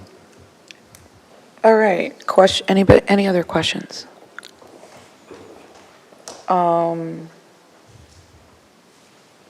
Any public comment? All right, we've got two motions again. I need a motion to approve the underground conversion agreement based on a binding cost estimate with Duke Energy. So moved. So moved. Second. Commissioner Gao and Commissioner Twanga. Final comments? Commissioner Gao? No comments. Sounds like it was all really well worked out, really well communicated, so that's awesome. Anybody else? Yeah, I mean, my only comment is, obviously, we've talked about this, it's a big price tag, as Commissioner Gao alluded to, and so it's a little hard to swallow, but, we got one time to do it. We got one time to do it. It's an investment. It goes back to investing in that street and the investment that's happening because of our investment in terms of private and our economy. So I think it's, again, good money as included in the $10.8 million price tag. Anybody else? Yeah, just, I mean, obviously, getting this right the first time should be our number one focus, and I think that putting the infrastructure underground is exactly the right thing to do for this project. So anyway, I am a little concerned about the dollar figure, but it sounds like this has been very well thought out and very well planned. Okay. All in favor signify by saying aye. Aye. Aye. Any opposed? Motion. Sorry, did you ask for public comment? Mhm. Okay. I just want to make sure. All in favor signify by saying aye. I don't know what I said. No. Aye. Aye. Any opposed? Motion passes unanimously. We also have the second motion, which is to approve utility reimbursement agreement with Duke Energy. Can I have a motion to approve? So moved. Second. Vice Mayor Franey and Commissioner Twanga. Any public comment on this particular agreement? Any final comments on this particular agreement? Okay. All in favor signify by saying aye. Aye. Aye. Any opposed? Motion passes unanimously. And then we have one final piece to this whole thing. Duke Energy street lighting, Skinner Boulevard Complete Streets Urban Corridor Improvement Project at a cost of $357,000 and change. Bob? Yes, Mayor.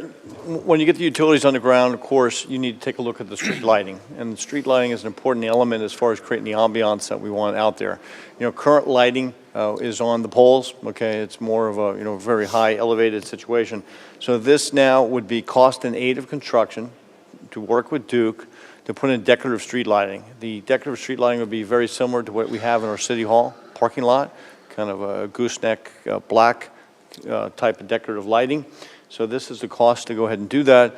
And then with that, rental will be a cost annually to rent them, which is about $26,000 a year, but we're also going to go ahead and get some contribution from DOT on an annual basis. So the actual cost to the city to rent these lights would be $11,600 each year. This is similar to what we do downtown. We rent the street lights downtown. It's a very similar process. And this will add a lot of look and feel to it. They're about 30 foot tall. It'll be very close to what you see in City Hall as far as the look and the feel.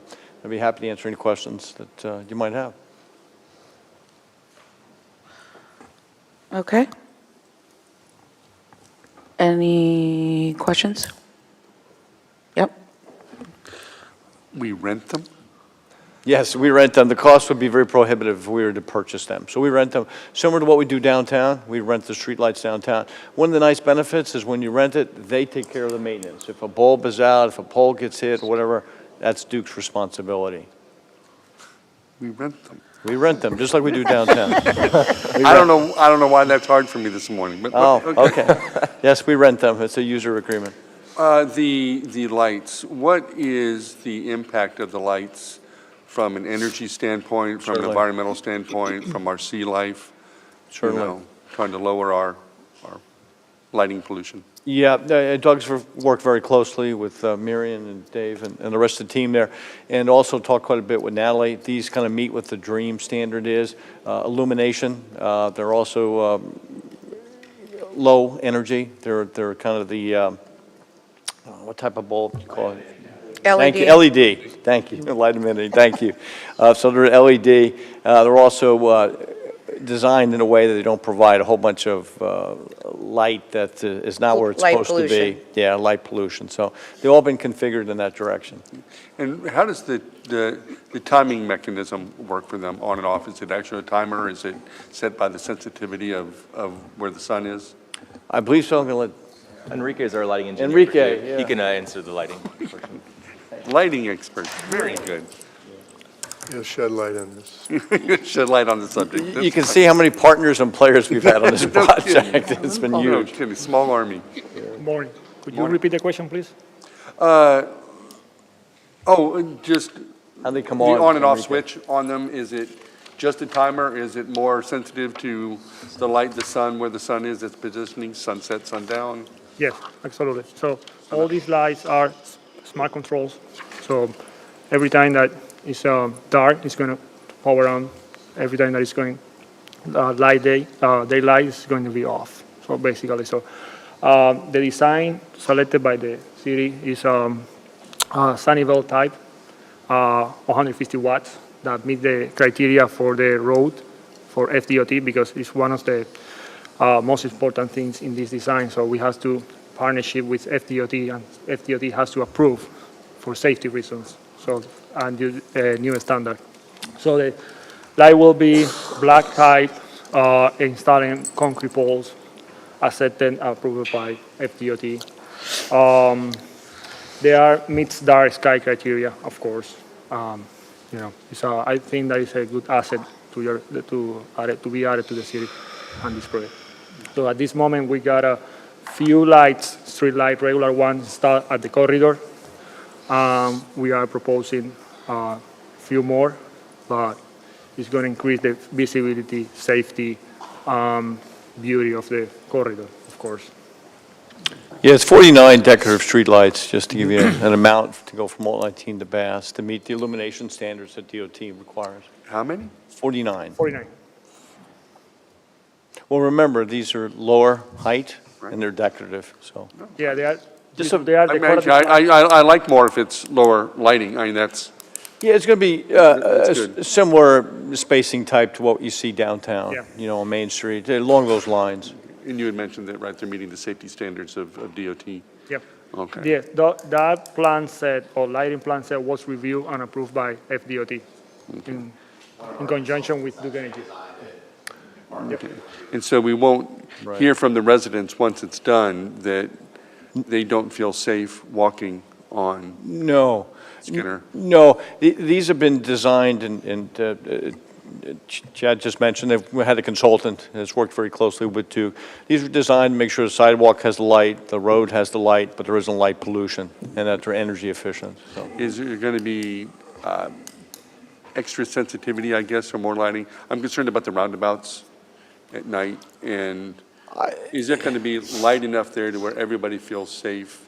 Yep. Crossing and riding? Specific lighting criteria. Chad, why don't you come up here, bud? Thank you. A little bit higher criteria than when you would put for just our arterial, so the roundabouts will be lit up to 3-foot candles, they'll be lit up. The crosswalks all be lit with pedestrian lighting criteria, and the trail crossing as well, so every time there's a pedestrian crossing, you're gonna see. We have vertical lighting criteria, we place the light in advance of the crosswalk, so that to the driver's point of view, it makes the pedestrian stand out to the driver at night. So that'll be at every crosswalk around the bottom of the trail. Fantastic. Thank you. Thank you. Thank you, sir. Mayor. Any other questions? I do. I don't know if he has to, yeah, he's fine. I can ask this of you. Oh, okay, I will check. It's fairly obvious, but would you mind covering the two elements here? There's $357,000, and then we have these lighting poles that we're going Sure. to lease or rent. And by the way, just so I say this, our community rents lights from Duke for our entrance. That's correct, that's correct. Yeah, you'll have the cost aid construction, the 357, to put these lights in play, and then there'll be an annual street lighting amount that the general fund will go, that's about $26,000, but then we're going to get about $14,700 back from DOT for lighting the stretch of road. So basically the city's contribution will be $11,600, and that's what we do downtown too. We do all the rental, it's the very same process. Anything wrong, maintenance, bulb, gets hit by a car, truck, whatever, that's on The Duke. 357 is allowing us to have street lighting down there. Install. For the connections, et cetera, and then we're renting the lights as we do with our other. Right. Other lights, and we're getting thank you. You Yeah, just did it. Thank you. and paying for the actual electricity for that lighting, yes. Because the poles aren't needed to. Yeah, yeah. It's same as what we do downtown. Commissioner or Vice Mayor? Were you done, John? Yes, I thank just want to make sure. Would you be able to put planters on these? Just kidding. Or chandeliers? Just kidding. If we rent them. Thinking of, light pollution. Anyway, no, my question really has to do with the decorative lighting in the main street of downtown versus the decorative lighting on this street. How will that compare? Yeah, they're going to be a little bit different, but they're going to be the same style as far as black with a decorative gooseneck kind of head to it. So Skinner is kind of removed right from the downtown. I mean, it's not right up against it in some ways.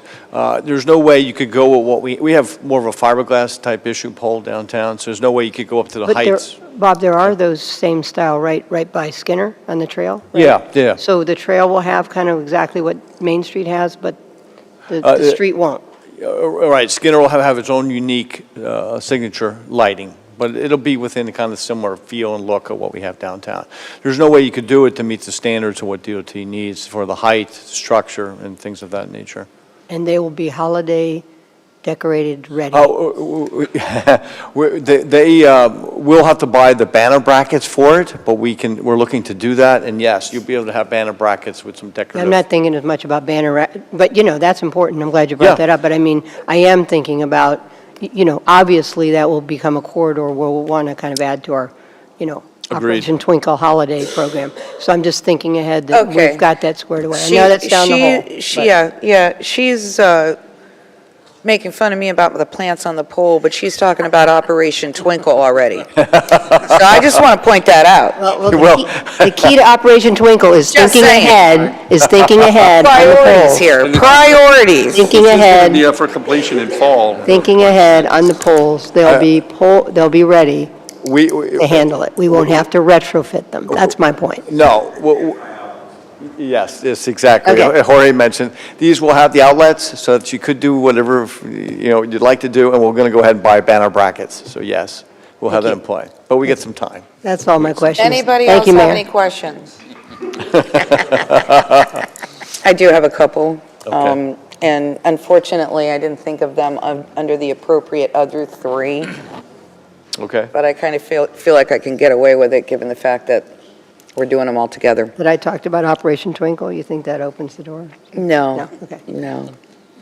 I just, as you guys were talking, it made me think of a couple of things. Do we get to, I'm assuming we don't get to see the pictures of these lights, right? We don't have a picture. They're very similar to City Hall, though. So if you can imagine what City Hall, very same as what we have at City Hall parking lot around here. Yeah, okay. I don't know what they look like either. I'll have to go out there and look at them. There's quite a bit of thought given to them, to be honest with you. Again, this is going back to a different subject, not lighting. The traffic light at the trail, it is remaining, correct? I'm going to have Chad here speak relative to DOT, Chad.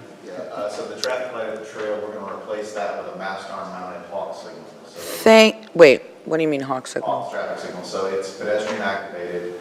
It's basically, I think what you have out there today now is a full pedestrian signal, but we modeled the effects of a full signal when we looked at this, when we looked at the design, and we looked at a hawk signal. A full pedestrian signal is green, yellow, red, right? And the pedestrian pushes the button, it turns solid red. You have to wait the entire time until Bless you. red light goes off the way and it's clear. The hawk signal will be just similar to that, except it has the two balls up on top and one below. And there's two red balls up on top. And one Okay, you confused me already. Just tell me, is there a traffic light? There will be, yeah. There is a traffic light. It's just going to operate. Okay, I'm sorry, you keep saying something I don't understand. What I understand is a traffic signal. I'm not trying to be a jerk. It looks like a traffic signal, and it works just like it. It just allows whenever, the only difference between it and a regular traffic signal is whenever the pedestrian gets their indication to walk across the road, the light is red for a walk. After that walk completes, you get that flash, that countdown, that walk, if you're trying to cross the road, you'll see that countdown. Okay, again, you are taking me down a road that I just want to know, because we have told The her, mast arm, maybe I can help just a little bit. So It's mast arm decorative. It's really just the function in order to make traffic flow and give the, okay. and give the pedestrian- Again, I can't see that. It, You think I can see that? let me- Okay, it's a mast arm, which was what my next question was going to be. Are we making it look a lot better than what it looks now? Yes. But we have told the community that the traffic light is going to remain at the trail, and that's all I want to be able to continue to say. Yes. Thank you. It's just going to, yes, okay. That's one. It helps. Is, okay, is it going to be timed with the Alt 19 then? Like it is today? That's one of the things about a hawk signal is it wouldn't be timed, it wouldn't be, in other words, it wouldn't be used all the time. It would only be active whenever a pedestrian comes up and actually pushes the button. So it wouldn't be timed with the other signal. It wouldn't even be functioning unless someone activated the signal. Well, it doesn't function now unless somebody activates the signal. So it's not any different. I'm saying, though, today it's timed with Alt 19. It activates now. Today, it's a full signal. Pushes it or not. Right. No, it doesn't. Yeah. Not the one at the trail. It only activates when somebody pushes it. No. No, Since when? since it went in. It's Always. probably tied to that 19 signal. No. It does. Yeah. Go down there and look at it. I've watched it many, many times. It only turns red when somebody pushes that button. Well, the I'm new telling one will ya. definitely only work that way, so. Huh? The new one, the hawk signal will only work when you push the button. Well, Right. say what? They may have had radar on there or something. No, yes, I know that. I'm saying you're correct, they deactivated the optical. Right, so it only operates when somebody pushes the button. Right, but once you push the button, right, it's connected to, It's connected to Alt 19 so that the traffic doesn't back up because it's a short window. Okay, we're not going to solve this today. All I'm saying is there needs to be a traffic light and it needs to be timed with Alt 19 or we're going to have a problem because that's going to be a single lane road. I'm going to let you engineers figure it out, but I already see the problem coming, which is why I thought to ask it.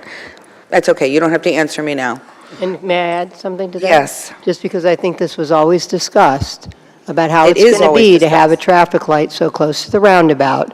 And so that's going to be a work in progress for you guys to analyze to see how, the car traffic and the pedestrian traffic work. And I think we have to be open-minded about that as we, understood. We're going in with the traffic light, but there's going to be a lot we're going to have to learn, right? As we watch the pattern. I've got an animation of the signal in action. Yeah, Okay, don't. all right, good, okay. No, that's fine, you don't have to do it. I think, No, I think I understand what you're doing. yeah, I think that the goals, obviously I'm not traffic, right? So I get to defer to the engineers here, but I think we all wanted the decorative mast arm, something that looked really nice.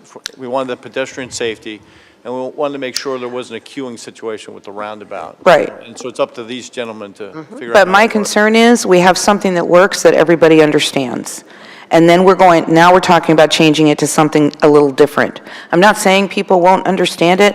I'm saying we have found the answer. I don't feel very strongly about changing what that answer is at this point, because we've literally had people die at that intersection.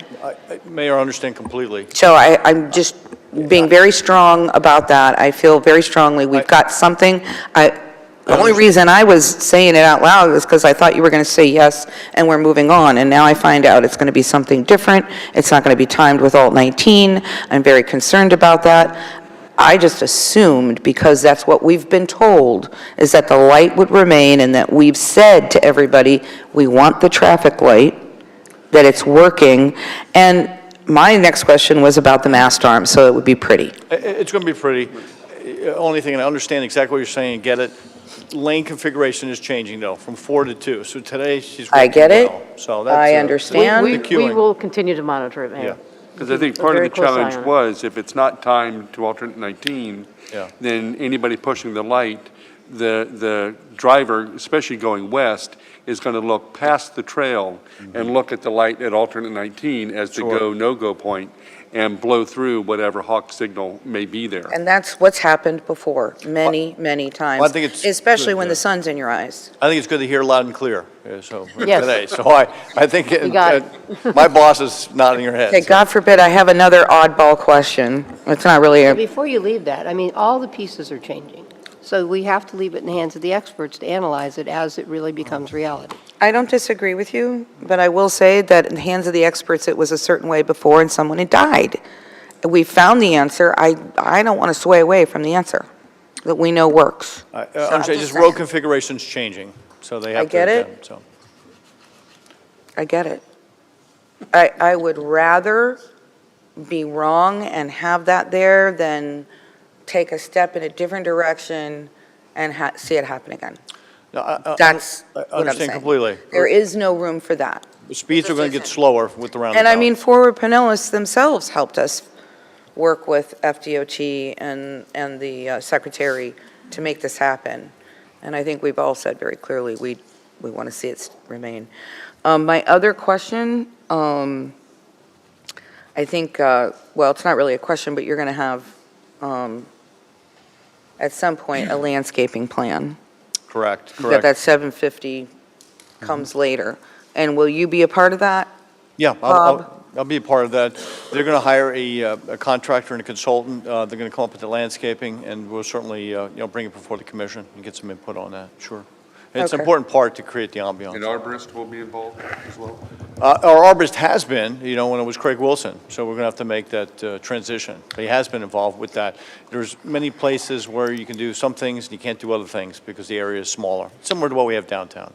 Okay, and so, just something I wanted to point out, on the west side of the trail, there are those, whatever kind of palm trees they are, royal palms or whatever they are. Those might be nice going up the center, and especially in the roundabouts, Continuation. because you can see around them, they have a narrow trunk, and we can do uplighting. So, Yes. that makes that area more visible. But where you can shade see it. is equally as important. Yep. I knew that was coming. I Okay. understand. Anybody from the public wish to come forward and speak to this item? All right, can I have a motion to approve? So moved. Second. Third. Okay, Vice Mayor Franny and Commissioner Torga. All right, any final comments? I think we've said enough on this one. We're good. Commissioner We're Torga, passionate anything? this morning. No, thank you. Anything from you guys? Okay, you guys are going to work together. I mean, you've heard it all. Yeah, I think just to recapture, obviously, the signal is a biggie at the trail. The landscaping component is also come up, so. Yeah. Yeah, we'll work toward those. Okay. All in favor signify by saying aye. Aye. Any opposed? Motion passes unanimously. Thank you, guys. Mayor, may I? Oh, that's right, sorry. City Manager Bramley would like to say a few things. Sit back down, Bob. No, I mean, it's, obviously, February 20th is a big morning for us. This is a huge project. Yes. And I know that some of you here on the dais have been working on this project for many, many years. And I know that it was underway when I started 6.5 years ago. And Bob has thanked the small army, as has the city commission, who's sitting in the city commission chambers right now, and I thank all of you as well. But there is one person who led the Army, and he can't thank himself, and that's Bob Ironsmith, has done a fantastic job. He's been very passionate about this project. In a project like this, you really need the glue that puts all the pieces together, and that has been Bob.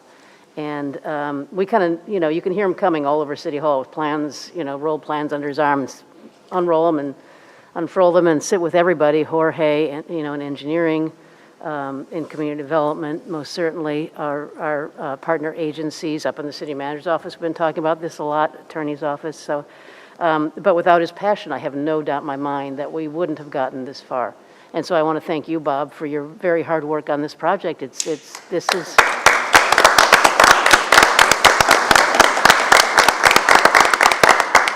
This is something that we're going to be talking about for a very long time. Well done, Bob. Thank you so much. Appreciate it. Thanks, Bob. All right, let's take a break, and then we'll come back and dive back in. No. Did we have to do it?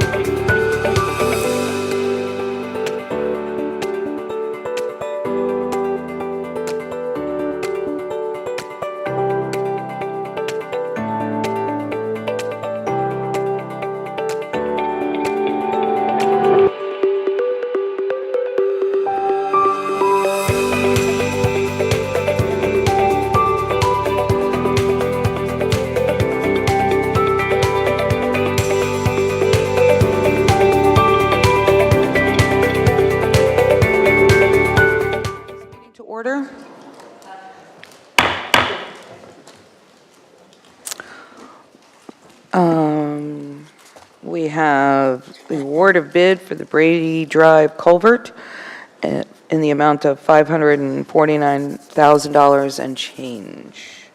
Miss Mary. Good morning, Mayor, Vice Mayors, Commissioners, morning. City staff. It is so hard to follow some of the dynamic presentations this morning, but I'm going to try. All right. I'm here to talk to you about the award for Brady Box Culvert Crossing, which really currently is not actually a box culvert. It's 4 separated pipes of various sizes and head walls that have reached the end of their useful life. And we're going to replace it with a 6x4 box culvert concrete box, and we're going to reconstruct the roadway to the same elevation and the same width. During the construction, and you can see the detour map up there on the screen, during the construction of Brady Drive, the road will be closed at Jerry Branch Creek Crossing, which is the creek that the box culvert will take over. There are 4 homes that are directly affected, and they will have access out by going east on Brady Drive and down County Road 97, which really isn't a county road anymore. We've confirmed that it is a Dunedin road. And they'll go out to Indian Court Creek and then out to Belcher. We expect this project, the actual closure, will take about 30 days. The project itself will take 90 days. The project was advertised in December with 3 companies submitting bids ranging from between $549,379,073 to $1,031,348.66. Staff has reviewed each of the submittals, with the low bid being from Tim Group Building and General Contractor. The bid met all of our requirements, and the Tim Group has already recently successfully completed several projects within the city of Dunedin. Staff therefore recommends the approval of the bid award 24-1253 Brady Drive Box Culvert to Tim Group Building and General Contractor of Tarpon Springs in the amount of $549,379.73. Thank you, Mary. Questions for Mary? Yes, I do have a couple. Obviously, we've talked about this area forever, so I'm well aware, but a couple of questions. I always say, being a slow learner on this one. So we're considering this a stormwater project, not a street access project, That's correct. even though it kind of is also a street access project. I mean, because you're building up the road, it's a bridge. No, the actual roadway will be exactly the same after the box culvert is completed. We're not widening it, and we're not increasing the elevation. Okay, and so you're really not spending much money on the roadway itself? No. Okay, well, that really answers my question, since it's unincorporated, and I've always felt like there should be a partner in this called Pinellas County, but I get it. If we're considering it stormwater, I'm good. Commissioner Tornger, questions? So this is in my backyard, so I'm pretty familiar with this, and I did have the conversation about the ensuring, because it is a water issue, and it could be serious, but the new pipes that are going in are really the principal issue. Yes, correct? the old pipes are being replaced with a box culvert, which is safer and will carry the water better. What will carry the water better? The water, the box culvert will, the stormwater. The other culvert, I'm yes, sorry. yes, thank you very much. That's where I was going with that. That's going to be much more effective than what we had there before. Correct. Thank you. Commissioner Gale? Thank you, Mayor. So you just don't want to go with another pipe? You have to do this culvert thing? No. That's right. Value engineering down, just add another pipe. But there are residents around that project area and crossing the bridge. And so we're going to make sure that those residents have in and outs during the project. They will, and all of the residents have received letters and told them about the meeting today if they wanted to come and speak to it. But we've walked the detour, and Public Works is working with us to oomph it up a little bit so that the temporary detour will be able to handle the limited amount of traffic that'll be going down it. Thank you, that's all. Can I just ask a quick question, Rob? Yes. What is the temporary detour? The temporary detour is shown up on the screen. They're going to come down to the left on Brady Drive. They're going to go down, it's called County Road 97, but it's not really County Road 97. There's currently a little cul-de-sac at the end of Indian Court Creek, which we're going to create a little temporary connection to so that people can get out there. We're really only expecting a very minimal amount of traffic, only the residents that would be leaving to go out to Belcher Road. Okay. Sorry, Rob? I have no further questions. All right, anybody from the public wish to speak to this item? Okay, can I have a motion and a second? So moved. Second. Second. Okay. Fourth. Commissioner Tornga and Vice Mayor Franey. Final comments? No, I don't have any. Yeah, I think that the value of this is significant because of the flow of water through that area and the use of that road. It doesn't really need, I'll just put it this way. The importance is the flow of the water there and that we get that, the piping straightened out. So going through the money, it seems like a lot of money, but it's worth it. And the value is there for the culvert. Comment, just a comment. Any other final comments? It's a good day for infrastructure. Yep. Good comment, Jeff. Wow. Okay, all in favor signify by saying aye. Aye. Any opposed? Motion passes unanimously. Thank you, Mary. And then we have the proposed agenda for March 5th. We've got our stormwater plan on there. Any changes or additions? So I'm good with this. I just made the comment on the wrapping of the utilities. I just want to make sure all our art people are on board and Bob Ironsmith's on board with what we're doing, before we bring it to us. And we so. have scheduled a meeting also, Commissioner, I know that. Yeah, we do. Thank you. But yeah, no, I'm in favor of the agenda. All righty.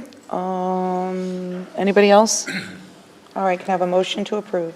So, second. Okay, Commissioner Walker and Vice Mayor Franey. All in favor signify by saying aye. Aye. Any opposed? Motion passes unanimous. And then we have the status update related to the Beltree Safe Streets for All grant project. Welcome. Mayor, were we going to postpone this to another day? I'm just kidding. Stop it. Sorry, I had to do it. No, but I will say, for a status update, we got 52 slides. We will move through those very, very quickly. Okay, because half of them I didn't understand. Very quickly.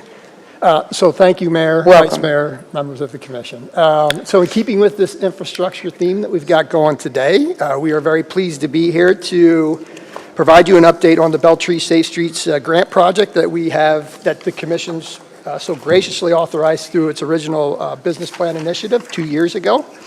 For the public that may be listening, this is an effort made in partnership with Pinellas County and the consulting firm of Fair and Peers, several representatives who are here and behind me. You see Chelsea behind me. You see Ariane is also here from Forward Pinellas, and to my left is Christoph, who will be doing the presentation. Specifically, the project area that we're talking about is Beltree's between Edgewater Drive and Patricia Avenue. As you all know, this effort began again with the Commission Business Plan Initiative to secure a match for the Safe Streets for All planning grant, which we secured through Pinellas, Forward Pinellas and that partnership.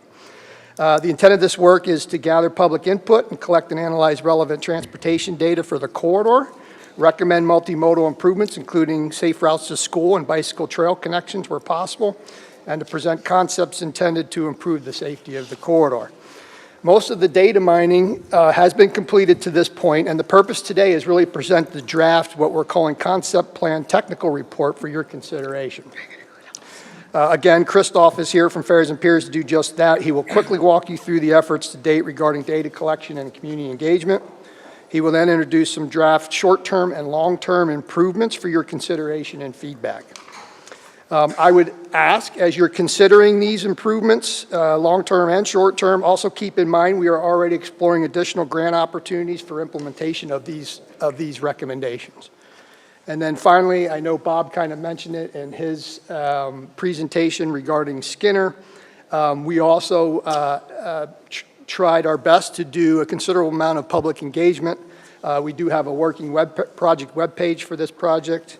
And again, I want to just thank Sue and her team for that. And of course, before I turn it over to Christoph, I have to thank Kathy Gadamer, who's been the project manager for this and has been bird dogging this the whole way. And she's sitting behind me and will come up as part of the presentation. So with that, I'm going to step aside and turn it over to Christoph, and we'll be here at the end to answer any questions you all might have. Good morning, Mayor, Vice Mayor, City Manager, members of the commission. Good morning. As Ms. McKinney mentioned, I think after putting this, I realized that there is such a thing as too much information, so I'll try to go through this as quickly as possible so we can get to the good part, the recommendations. So the slides that I've put together are really just to summarize what was already in the existing conditions memo. Most of the information that's in the existing condition memo is part of these slides, so we'll go through them as quickly as possible, and if you have any questions, we can just stop me and we can address those questions as we go.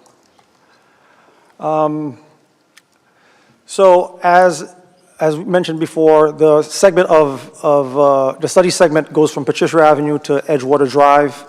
It's almost a mile segment of roadway for this corridor. There are three sections that we looked at this. The first section was between Patricia Avenue and Milwaukee, then Milwaukee to Douglas, and Douglas to Edgewater. What we'll mention in the next three slides is as you go from west to east, the cross-section gets a little bit wider, the operating speeds get a little wider, and the traffic gets a little bit, the traffic volumes go up. So just something to mention over the next three slides. So we analyzed crash data between 2018 and 2022 over the last 5 years of available data. 2023 was not available when we first started doing this, and 2023 data is still not complete. So that's why 2023 was not analyzed as part of this project. Out of the 5 years of crash data, about 46% of these crashes were no injury crashes and 54% were injury crashes. Now, I do want to mention that for injury crashes that we're mentioning here, these were not serious injury crashes, not to minimize the level of injury, but these were crashes where the person that was involved in the crash was able to walk away or be treated at the scene, not going away in an ambulance. So just want to mention that. Some of the hot spots that we saw were at Patricia, Milwaukee, and Douglas, and some kind of spots throughout the corridor. So, as I mentioned before, there were no major injury crashes. However, these are the focus crash types that we looked at when we're considering the potential for these crashes to be serious injury crashes. So, as you can imagine, off-road crashes where somebody ran off the road, either hit a utility pole or something like that, are typically crashes where a higher speed is involved. Bicycles and pedestrians, of course, because vulnerable road users are involved, and then the angle and left turn crashes because those are typically higher injury crashes.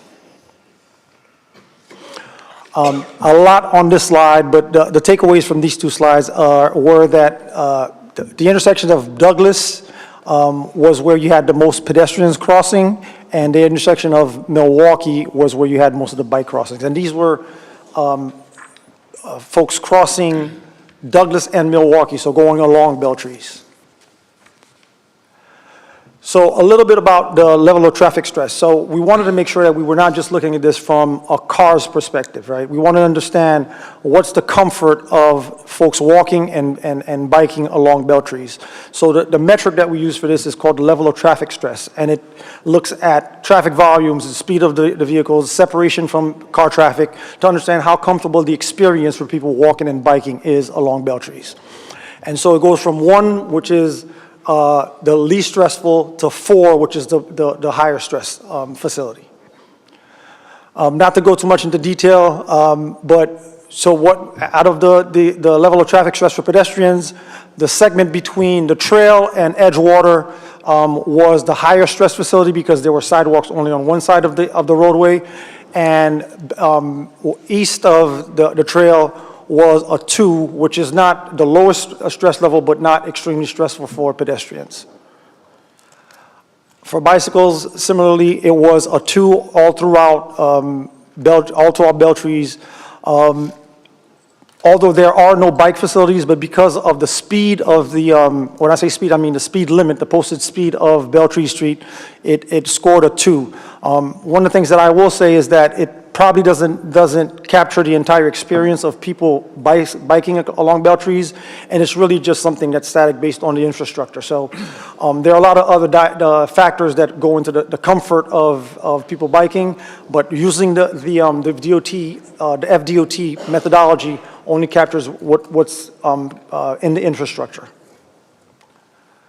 So from a community engagement standpoint, we did, as Mr. McKinney mentioned, online engagement where there was an interactive map and a survey that folks could take. And then we also, during that time, also did 2 walk audits, one with some of the city staff and stakeholders, and the second one in the afternoon was with some members of the community that live along Beltrees. From that online engagement, we had 318 respondents that took the survey and responded to this. One thing I'll mention is that out of those that responded, about 70% did not have a destination on Beltrees. These are folks that actually use Beltrees to go through to another destination. So that was one of the questions that we asked during that engagement. Out of the ones that did live or work or travel to Beltrees, the majority of them drive along Beltrees, bike, and walk. There was, to a lesser extent, some folks in golf carts and e-bikes and other low-speed vehicles.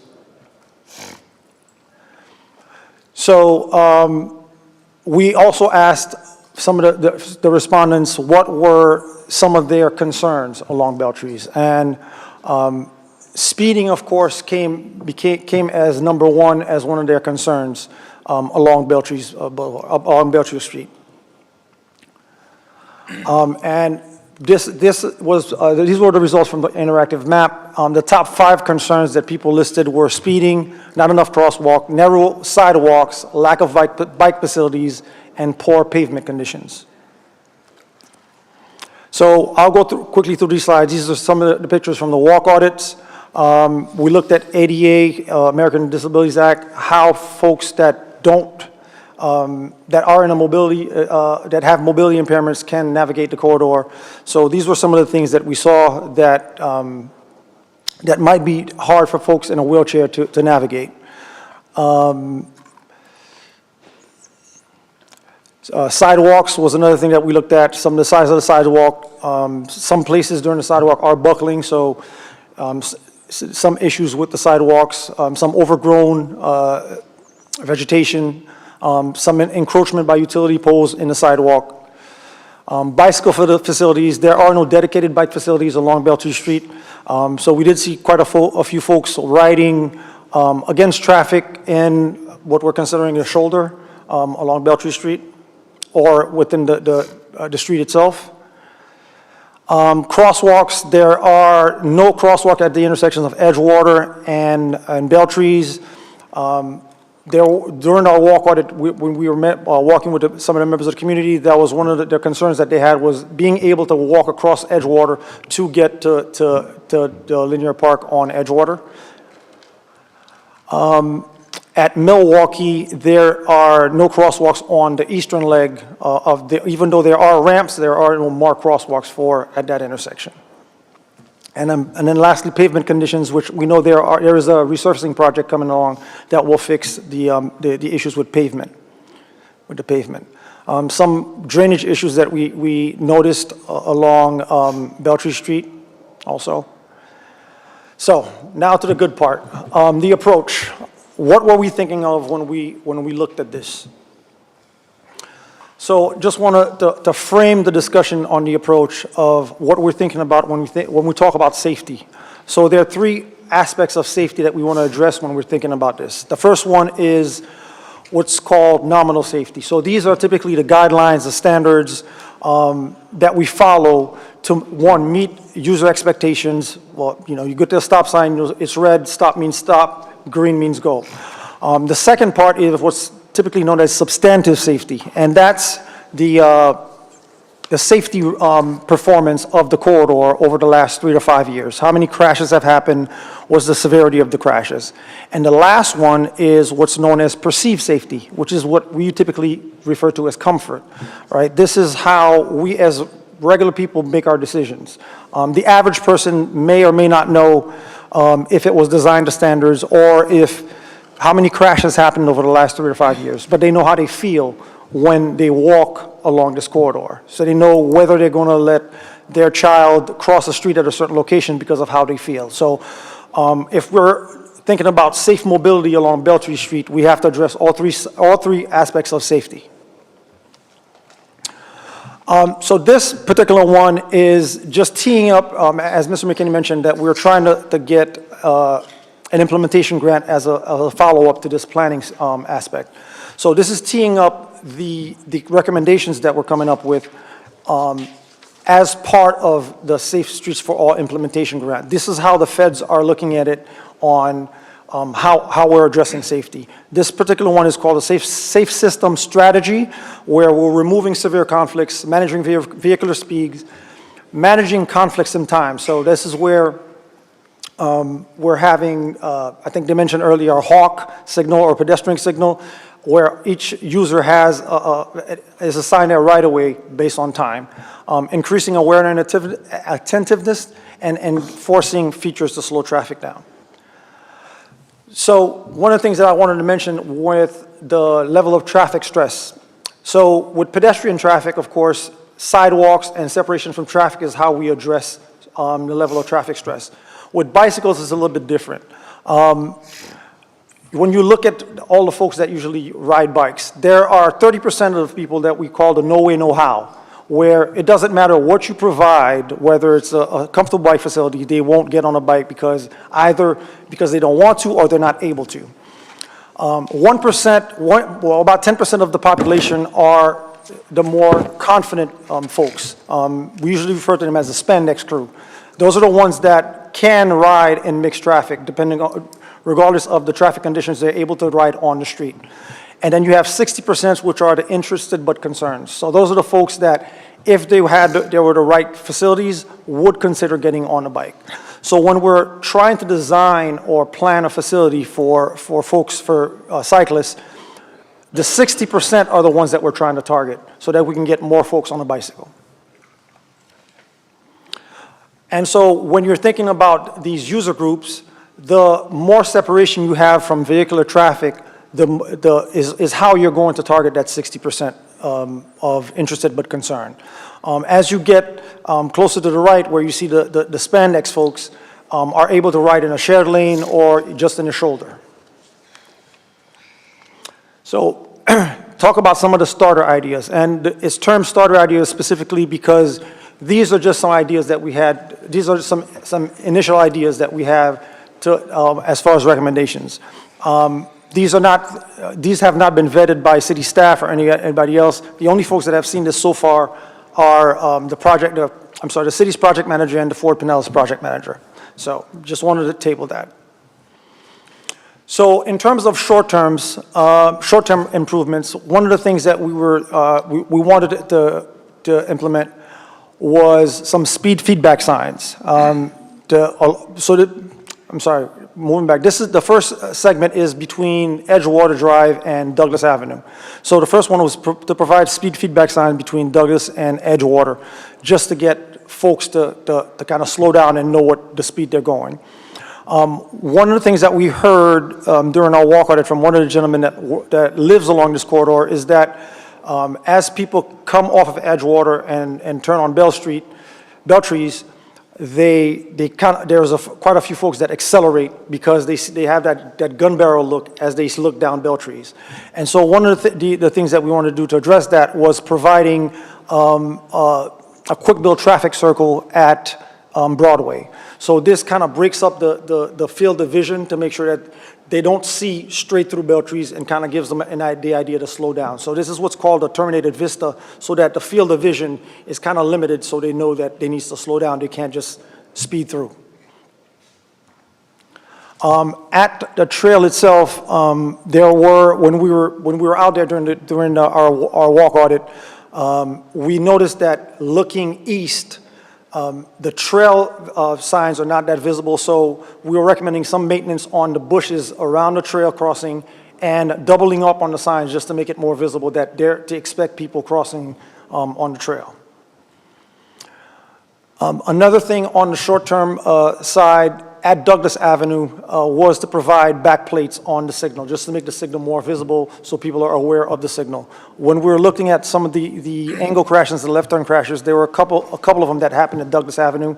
And so adding a little bit more emphasis on the signal so that people are able to see it was one of the things that we were recommending. The next one that you'll see for the school crossings, we were recommending putting the school flashers at aligned with where the school markings are. Currently, there's an offset between the two. And when we were out there, the officers that actually did the walk audit with us told us that they're able to ticket based on the sign and not the markings. And so having those aligned gives them the ability to ticket once they get past those markings. The next one was to install some speed cushions just east of Milwaukee. Also with aligning the school speed limit signs with the school markings. And another speed feedback signs a little bit past that speed cushion. And then lastly, on the short term, also another speed feedback sign about 500, 600 feet west of Patricia on the short term. So now we'll go into some of the long-term recommendations. So the first one, in terms of long-term, was to provide curb extensions and crosswalks at all approaches at Edgewater, so that people are able to cross Edgewater to get to the park.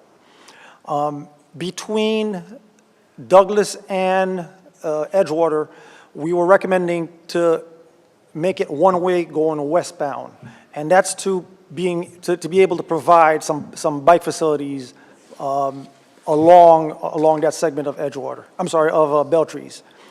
The temporary roundabout that we had, or traffic circle that we had at Broadway, is to make that into a permanent fixture. Of course, by that time we would have some data back as far as what's how the community is taking it. What has been the effect on speed reduction and those kind of things. So this one, of course, is contingent on the performance of the temporary traffic circle. And then also at the Pinellas Trail, the recommendation is to make it a raised crossing to make pedestrians and bicycles more visible. Continuing moving east, this is immediately east of Douglas. We were recommending putting a shared use path on the north side of Beltrees. So using the sidewalk and the buffer area to provide a 10-foot to 12-foot shared use path. There are some utilities there, which is why we said 10 to 12 feet, because there will be some give and take here in terms of the size of the path, so that we're not affecting anybody's property as part of this. Immediately east of Highland Avenue, we're recommending putting a crosswalk, a marked crosswalk with rectangular rapid flashing beacons to alert folks that people are crossing there. So this is to provide more crossing opportunities across Beltrees. Currently, the only places that you can cross Beltrees are at the signalized intersection. And so the average signal spacing is about a quarter mile for people to cross at a marked crosswalk. Right at past Highland, we're recommending some chicaning effect to get people to slow down also.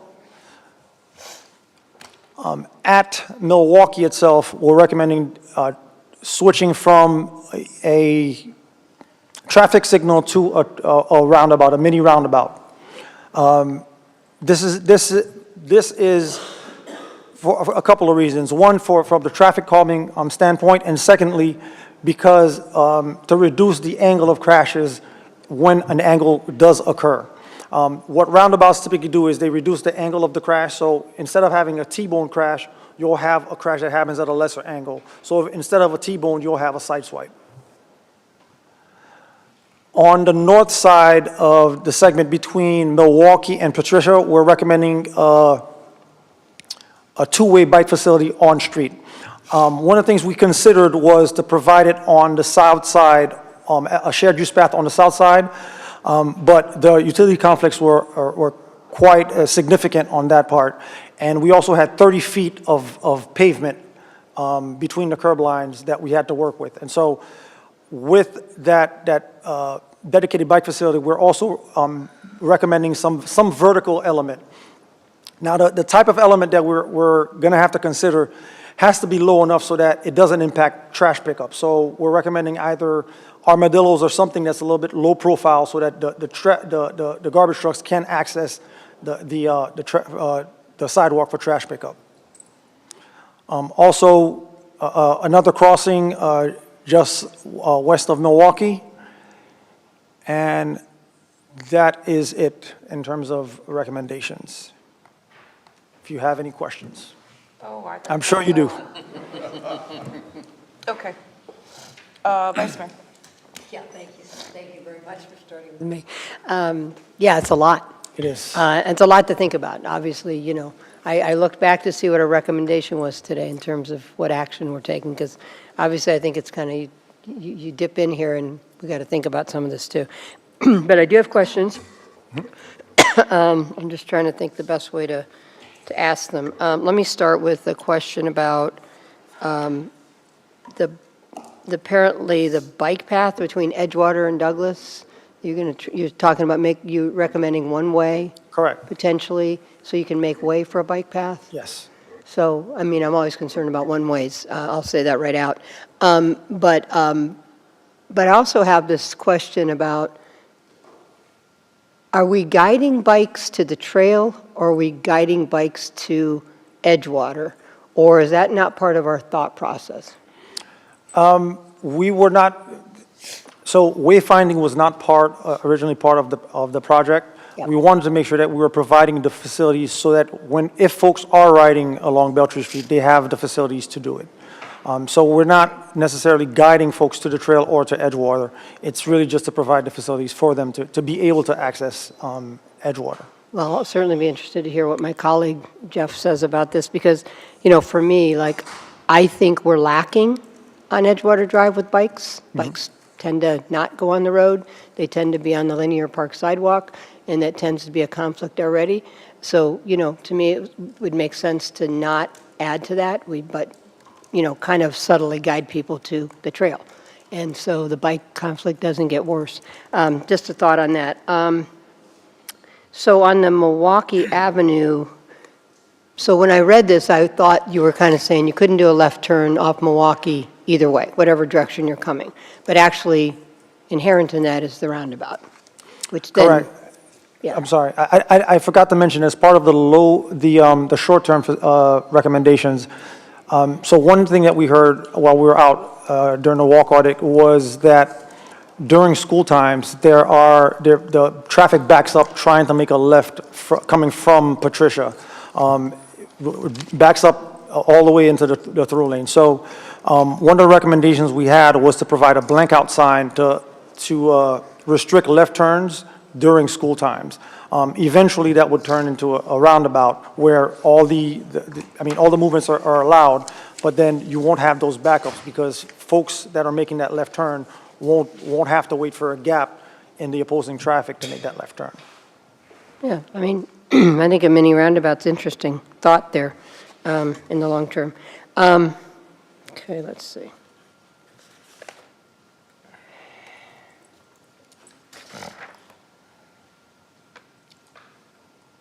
Not a big fan of the speed cushions, I'll put that out there. Um,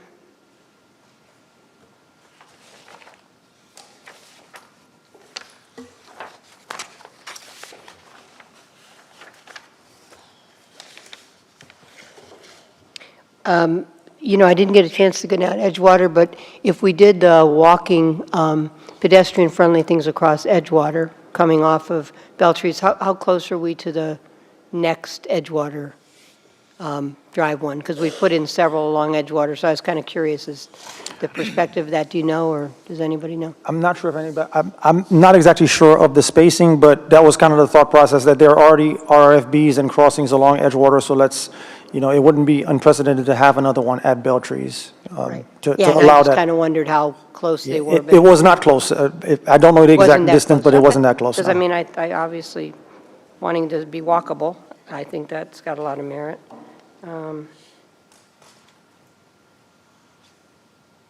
So other than the Douglas to Edgewater piece, it looks like you have the space to do the bike paths all the way up to Patricia. Correct, yes. Okay. And just a clarification, you're defining shared use as? So that's for pedestrians and bicycles. Okay, that's what I thought, I Yes. just want to make sure. Which obviously then, that's why you're trying to get more space. Yes.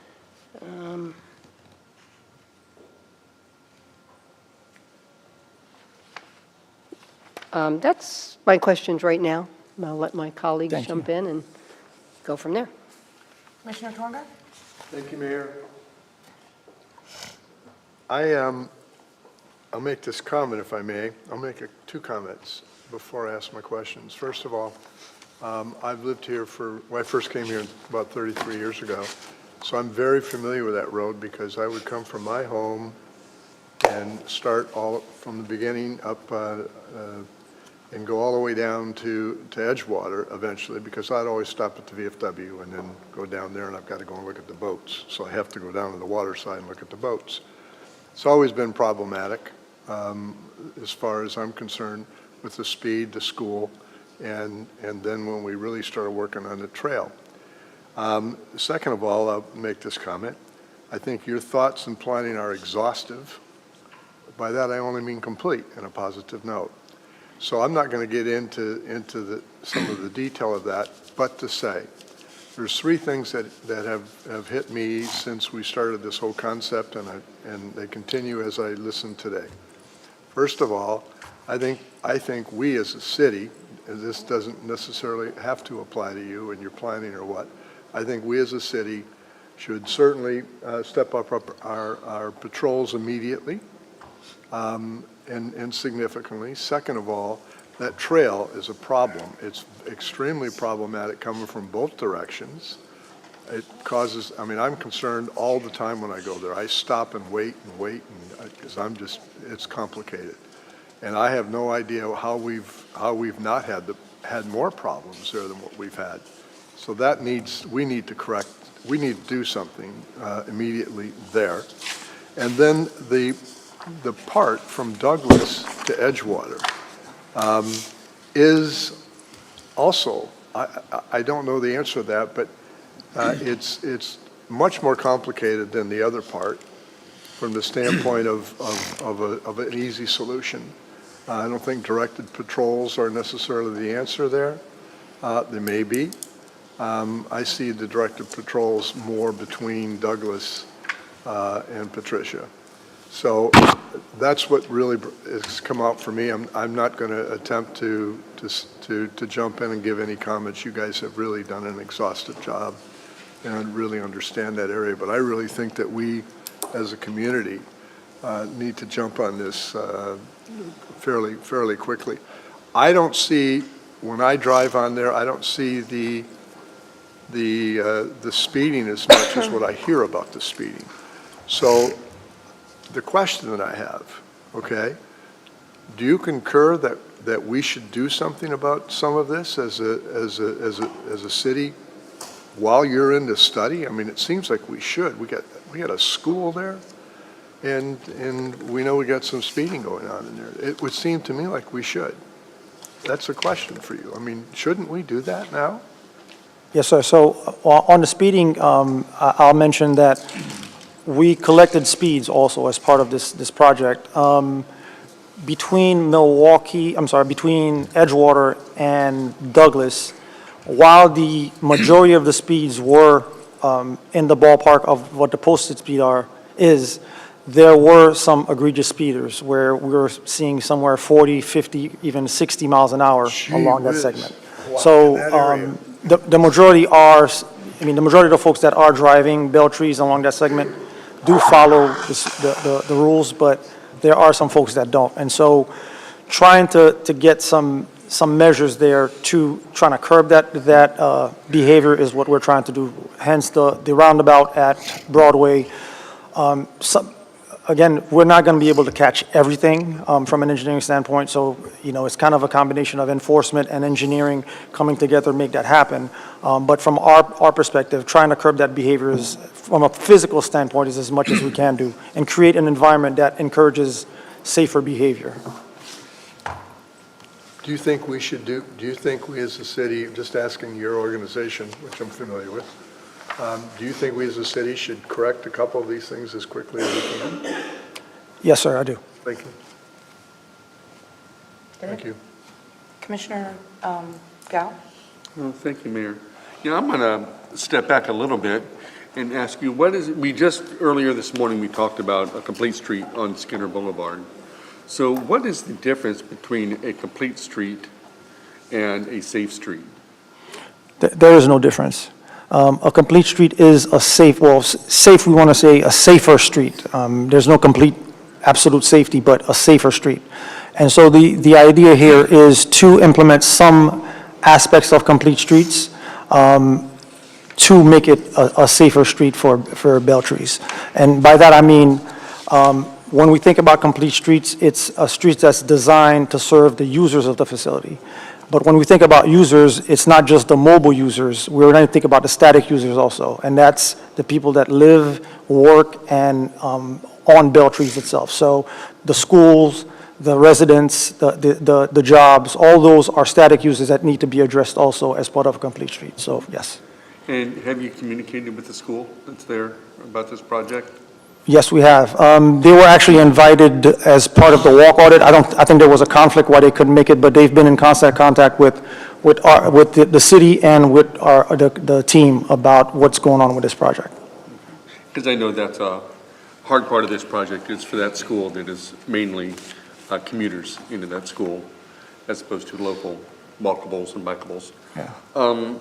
On the bicycle level of traffic stress, the 1, 9, and the 60%, you had made a mention of the No Way, No How group. And was that the exclusion of this? So was it 30% of that is a No Way, No How? Correct, yes. The 30% is No Way, No How. Okay. And so a majority of residents, and this is a survey, correct? Correct. So the survey is not specific to Beltrees or Dunedin itself. This is coming from the FHWA Separated Bike Facility Planning Guide, and this is kind of a nationwide survey of what the typical user groups are of people that ride bicycles. Fantastic, because actually that's where I was going to see what was that nationally. And so it tells me that at least for a majority of the residents, if we want to extrapolate from that, are looking for alternative forms of mobility, transportation. And they're even, 60% of them are interested, they're not concerned, but at least they're interested in it. And so the idea is if we can build an infrastructure that gets them more interested.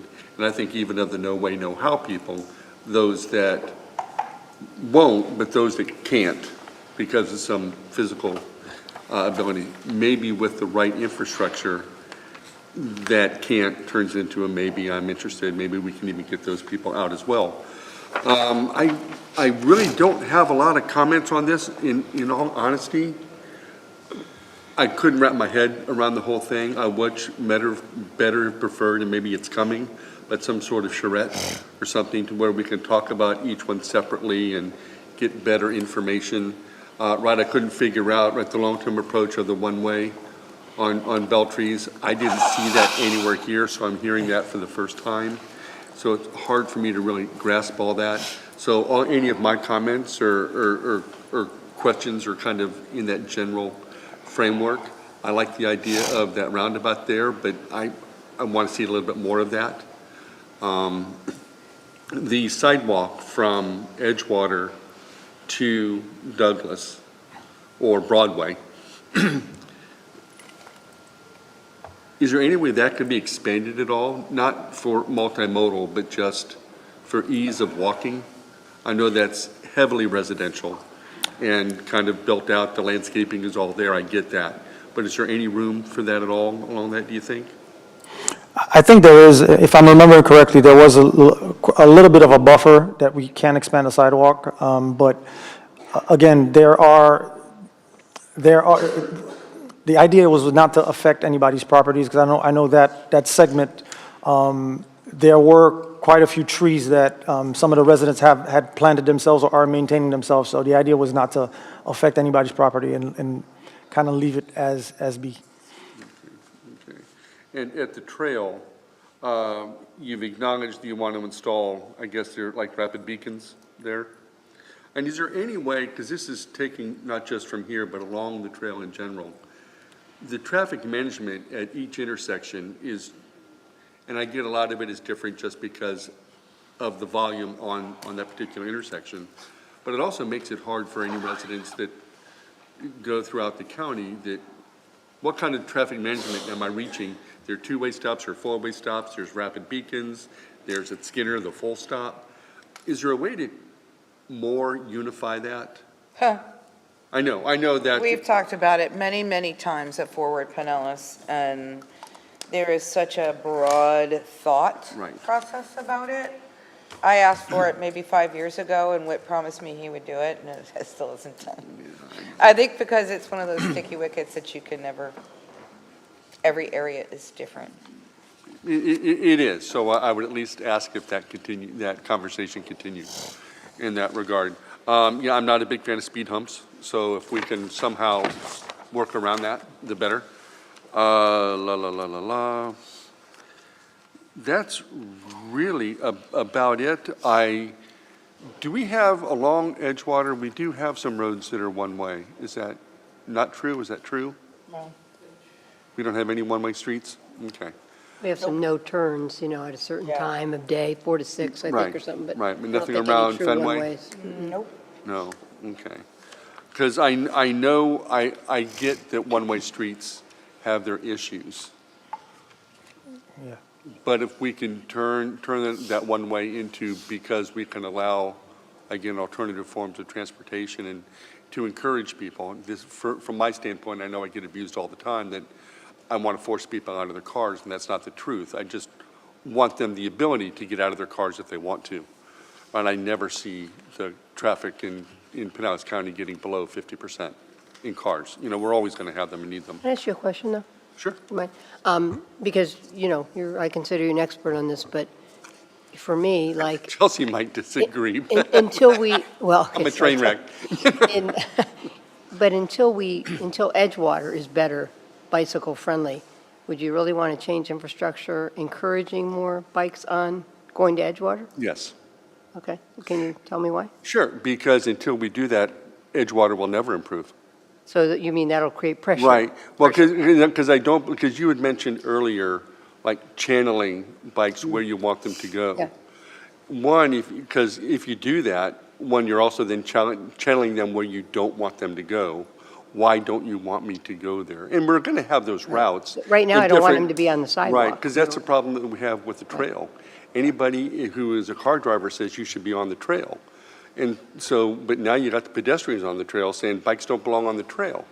And so it's, what do you do with that? So the idea is to create an infrastructure, an environment to where everybody is welcome in most areas, acknowledging safety. Right? I'll ask Chelsea to offline, Yeah, but bicycles on 19 might be problematic.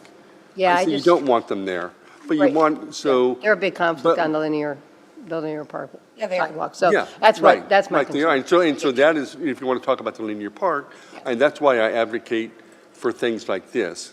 Because if you can get, the only reason the bikes are on the trail is because they don't feel safe on the road. So if you make the road safer, they'll get off the trail, some of them, right? And so it makes it safer for everybody. And that is Jeff's view of the world. Not that I'm an expert in any form or fashion. Other than that, I really don't, just because, by the time I got this, I didn't have an opportunity to walk the street. I did drive it several times, up and down. Sorry that I drove. But it was, again, I wasn't able to picture some of your suggestions where I was. And so a better form might have been, sorry, that's more of a comment than a question, but. Sure. If I could answer that, Commissioner, is, so you will be getting a recommendations report as part of, I guess, when we come up with what would be the interim recommendations. This right now is really just it's in infancy. We just finished the existing condition. This is, by far, it hasn't been vetted by staff, and these were just starter ideas, just to kind of get the ball rolling on what we were thinking as we're coming up with these recommendations. And that makes sense, right? Maybe I'm talking too soon for something like that. And so this is just more of a concept. And I get that. I'm just happy that we have a road and you guys are here and we're actually talking about this. Warms my heart. So thank you very much. Thank you, Mayor. Commissioner Walker? Yes, ma'am, thank you. So first and foremost, for the Safe Street Initiative, I think you picked a really good one. I live a block off just south of Beltrees, and my neighbors on the north side of the street, all their backyards all face Beltrees, and then of course there's the residents that are on the north side of Beltrees that are impacted by all of this. I think first question for staff, what are the prohibitions or limitations for large truck traffic down Beltrees? Because my understanding, I'll just give you my understanding, I think there is a limitation, and I think that limitation is routinely violated. So they use Beltrees as a detour for a whole lot of different reasons. And if we don't know the answer, maybe it's something we look into, because this gets to the enforcement piece that you were talking about. Okay, second question. Let him answer. Oh, sorry. I was I'm going so to say, sorry. I do not know the answer, Commissioner, but certainly that's something that we can take a look at. It's a local road. I don't think it's posted for no through truck traffic. I haven't seen the but sign. certainly that's, something that we could look at. Okay, yeah, and I appreciate that, and no worries that you don't have the answer right now. Some of the things proposed short-term and long-term,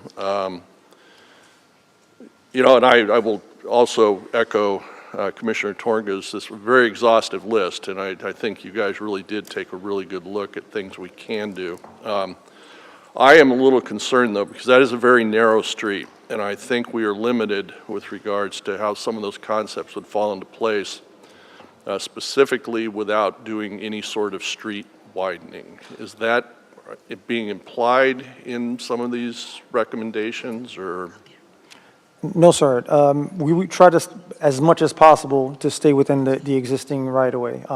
Now, I will say that there was no survey or right-of-way done as part of this effort. It was really just conceptual. So as this project would progress and it gets to like the engineering part, I'm assuming a survey and a right-of-way search would be done to know exactly what can be done within that the existing right-of-way. Yeah, and I appreciate that. I guess I kind of got lost on roundabouts because I don't know how you do that. The street all the way from Edgewater to Patricia is pretty narrow. The other part that I'm concerned with is, and I'm assuming that as part of some forward planning, is there a point where we're going to do any resurfacing of the street? Because I think, in my opinion, that might solve, a good percentage of some of the issues we have.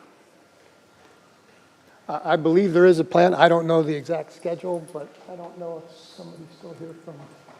Street, we When can is- certainly check with when's- engineering. When's Beltree's going to be repaved, Jorge, do you know? A section.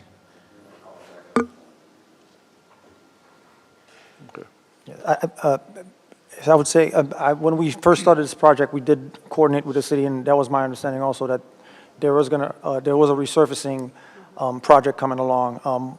We did try to see if there was a way that they could kind of delay it so that we could implement some of the recommendations, at least on the short term, but the schedule was already too far gone for us to implement some of our recommendations as part of it.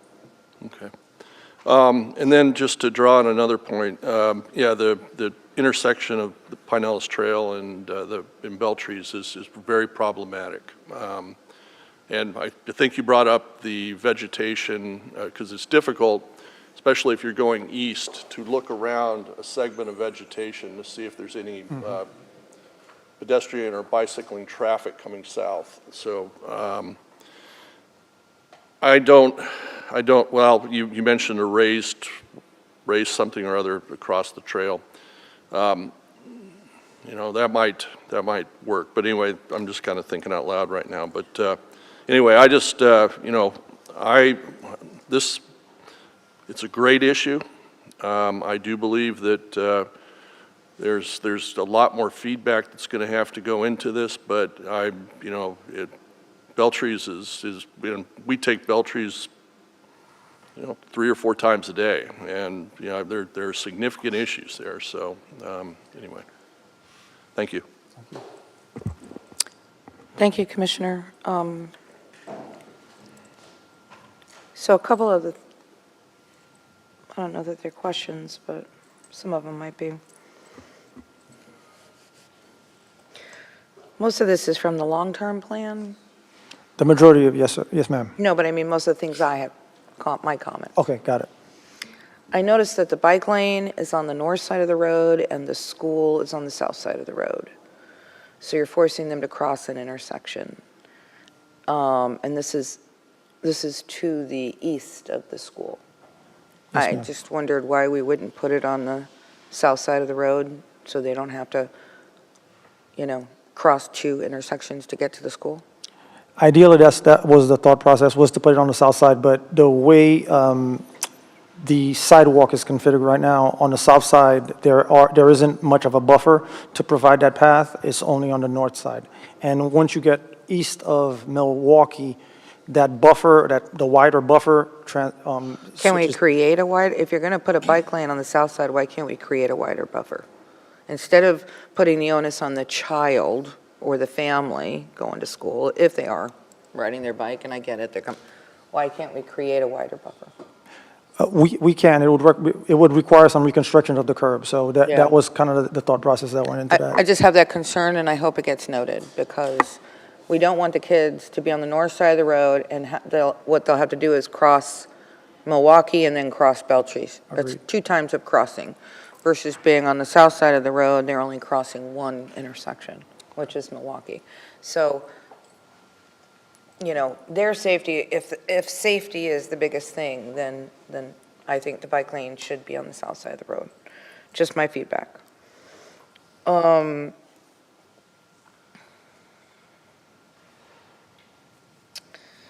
I am just going to share concern about the one-way from Douglas to Edgewater. The concern isn't that it's one way, the concern is the direction it's heading. It's heading west. Alt 19 is a major road. Now, it might not look like that because it's on Edgewater, but it's still Alt 19. And it's people wanting to or not, they use Beltree's to get to the stadium, the parades, the school, and coming home from work for that area. So I'm just a little concerned about making that a one-way road in the direction that we're talking about.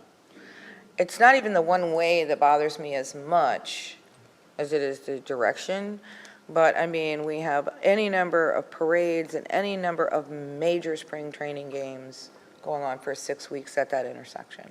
and a lot of people crossing it, a lot of traffic going through there, just a lot of things. Maybe the one-way deters it. You know, this is not my area of expertise. And I am certainly not a fan of taking down the trees, but I would like to understand how many trees would we have to take down to put the sidewalks that we need? Because that's what that right-of-way is there for, you know, is for those things, and I get it. Now, if you tell me there's like 100 trees, well, obviously I don't want to do that.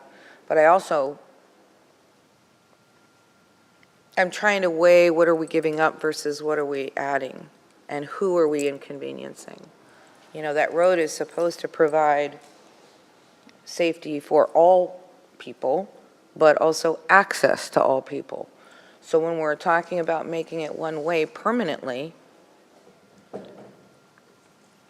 you know, I need to know what all the options are in order to make that decision, I guess. And I'm not saying I'm going any other, you know, either way, but I'd like to understand, what are we talking about with people's backyards?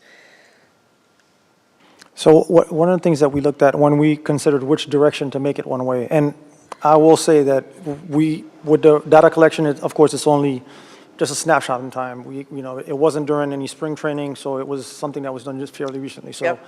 I get that. When we're looking at Edgewater, I think it's a southbound left turn, the maximum amount of traffic was 8 left turns, and then the northbound right turn was 28, versus Douglas was a lot heavier of people going west. And so that was kind of one of the thought process on why we chose to make it westbound one way. Yeah. I just want to know what the other options are. Again, it doesn't mean I'm going in that direction, but I would like to understand what those, you know, it's this or this. Yeah, You it know? would definitely be And right I away. just feel like having choices is good, and understanding, and for the community to understand the choices we're trying to make. Okay. But it's a very busy little area with the VFW, the stadium, the library, the Hale Center, and the school. It's a very, very busy area. So taking that road and making it one way, I'm just really concerned about it. Understood. I'm also concerned for safety, so it's not an either or.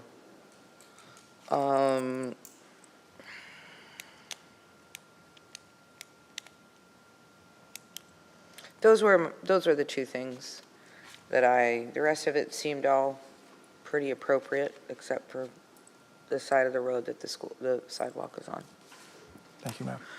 Okay, I see some people in the audience that might want to Mayor, come if I could forward. just circle back real quick on you, just on the two questions that were left up on the dais here. So I think the Vice Mayor asked about marked crossings on Alt 19, either north or south of that. So quick look on Google Maps, real sophisticated, but there's a marked crosswalk at the Fenway that goes across to the north and then to the south, so that's just north of Lockley, and then to the south, the next road down, Florida Avenue, has a marked crosswalk. It looks like from aerial images. And then quickly regarding Jorge just informed me about, gave me a little more information on the paving aspect of Beltrees. So it looks like 2 portions of Beltrees will be resurfaced with substantial completion expected around May of this year. And that would be from Edgewater just past to the trail, and then it picks up at Douglas and then runs to Milwaukee. So thank you. Significant. Can you just say that one more time? Areas. So it looks like it's going to go from Edgewater to just past the trail, and then apparently there's a piece that's already been surfaced, and it picks back up again at Douglas and then goes to Milwaukee. That's the paving that's getting ready to That's the happen. resurfacing, yeah. And are these suggested things, the short-term suggested things included in that repaving? Well, I think that was the discussion that this was too far advanced for us to start thinking about incorporating short-term solutions at this point. So the repaving is just going to happen. Whoa. As scheduled.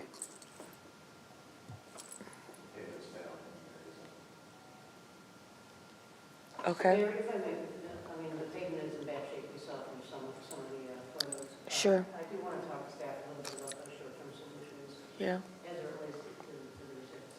Okay. Okay. Okay, anybody from the public wish to come forward and speak? Feel free, come on down. Give us your name and address for the record, and we got 3 minutes on the clock. All right, and I'll be brief. I'm Dale Philippi. Hi, Dale. How do you do? Welcome. Thank you for this opportunity. I live over here on Wisteria Court. My access into Beltrees is through Live Oak Lane, which is 1 block from Milwaukee. So as I face Beltrees, if I go right, it's 1 block to Milwaukee. And then, of course, the left is the other way, all the way down to Patricia. When I turn left, I feel like I'm turning onto the backstretch of the Daytona 500. It's a wide road. It's not landscaped in ways. It has a commercial feel to it.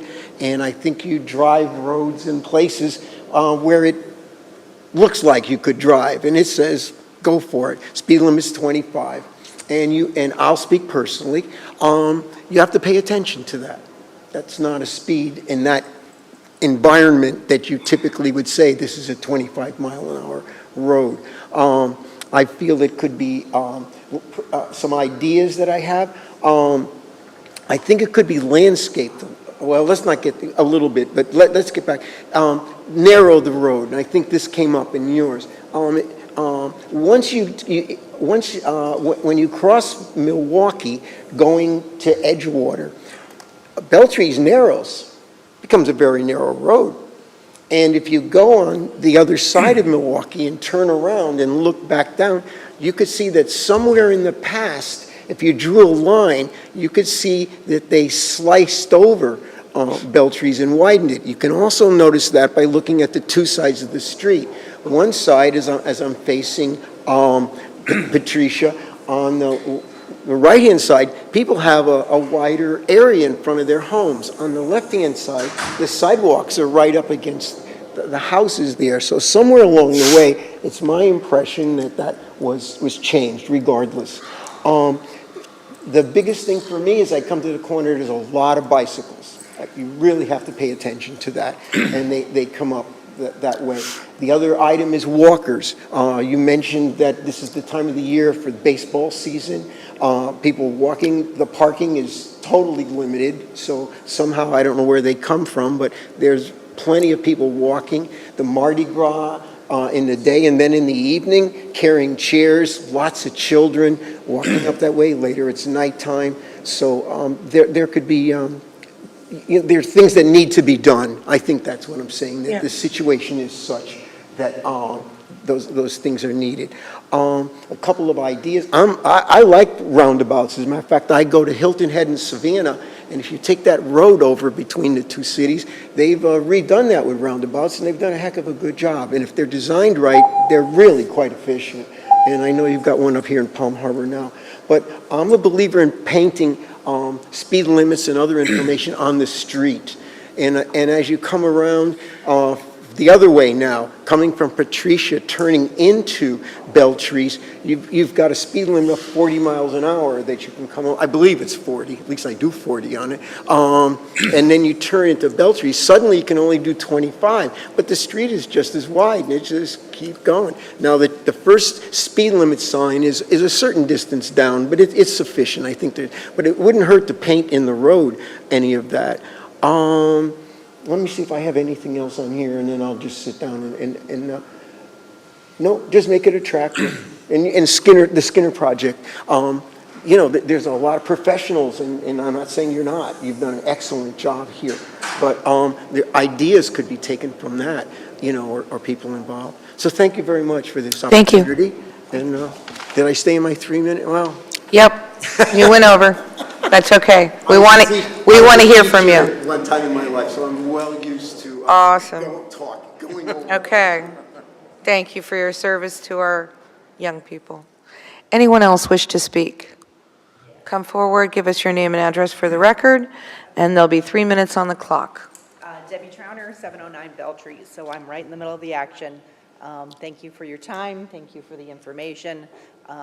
Just a few things I would agree and disagree with. I don't think surface paving is going to solve most of the issues. It's really a safety issue, and not only do we have the elementary school on the corner, which my kids went to, but we also have the elementary and middle school on Patricia and Union, where there's a lot of kids walking on those sidewalks going in that direction also. As has been mentioned, bicycle traffic has terrifically increased. Just for reference, I'm a 20-year resident, so I've been there for a long time. And you have bicycles riding in both directions on both sides of the marked areas, which I know aren't official bike lanes, but they can be coming from any direction. There's a lot going on in that corridor now. And what has been mentioned before is the visibility, is like you see a wide road, you see a clear path, and it's very easy to accelerate. Even as a resident, I have to be conscious of that. Significantly marked bike lanes would be an improvement. It was mentioned in the original meeting, painting them green. I like the idea of both bike lanes on one side. I'm concerned about automobiles trying to pass people turning left, though. I don't know what you would do if those were on the north side and there has to be somebody westbound turning left. I have cars try to pass me all the time on the right side if you just give them a little bit of room. So I think you'd have to look at that access. But speed tables or pedestrian raised walkways, I'm definitely a fan of. Speed bumps, not so much. Being a resident living there, having to go over those each time you go in and out of the neighborhood. We all know neighborhoods like that.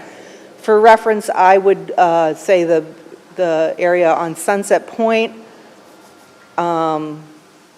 south of Sunset Point, where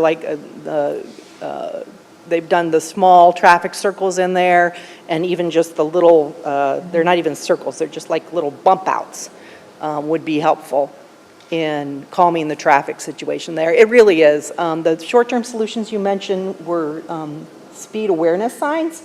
Would those be in both directions, eastbound and westbound? I'm sorry, we can't do the back and forth asking questions, but we can get that information for you. Okay, so I shouldn't ask questions? No. I'm sorry, we don't normally, if I take questions from you, I have to take them from everybody, and we don't normally do that during citizen input. Okay. So but if you tell me what you want to know, I'll find it out, and hopefully somebody can tell you at the end. Yes, the question would be. Tell us the question. That's what I'm doing. The question would be, are the speed awareness signs both eastbound and westbound? Okay. Thank you for your time. Thank you. Anyone else wish to speak?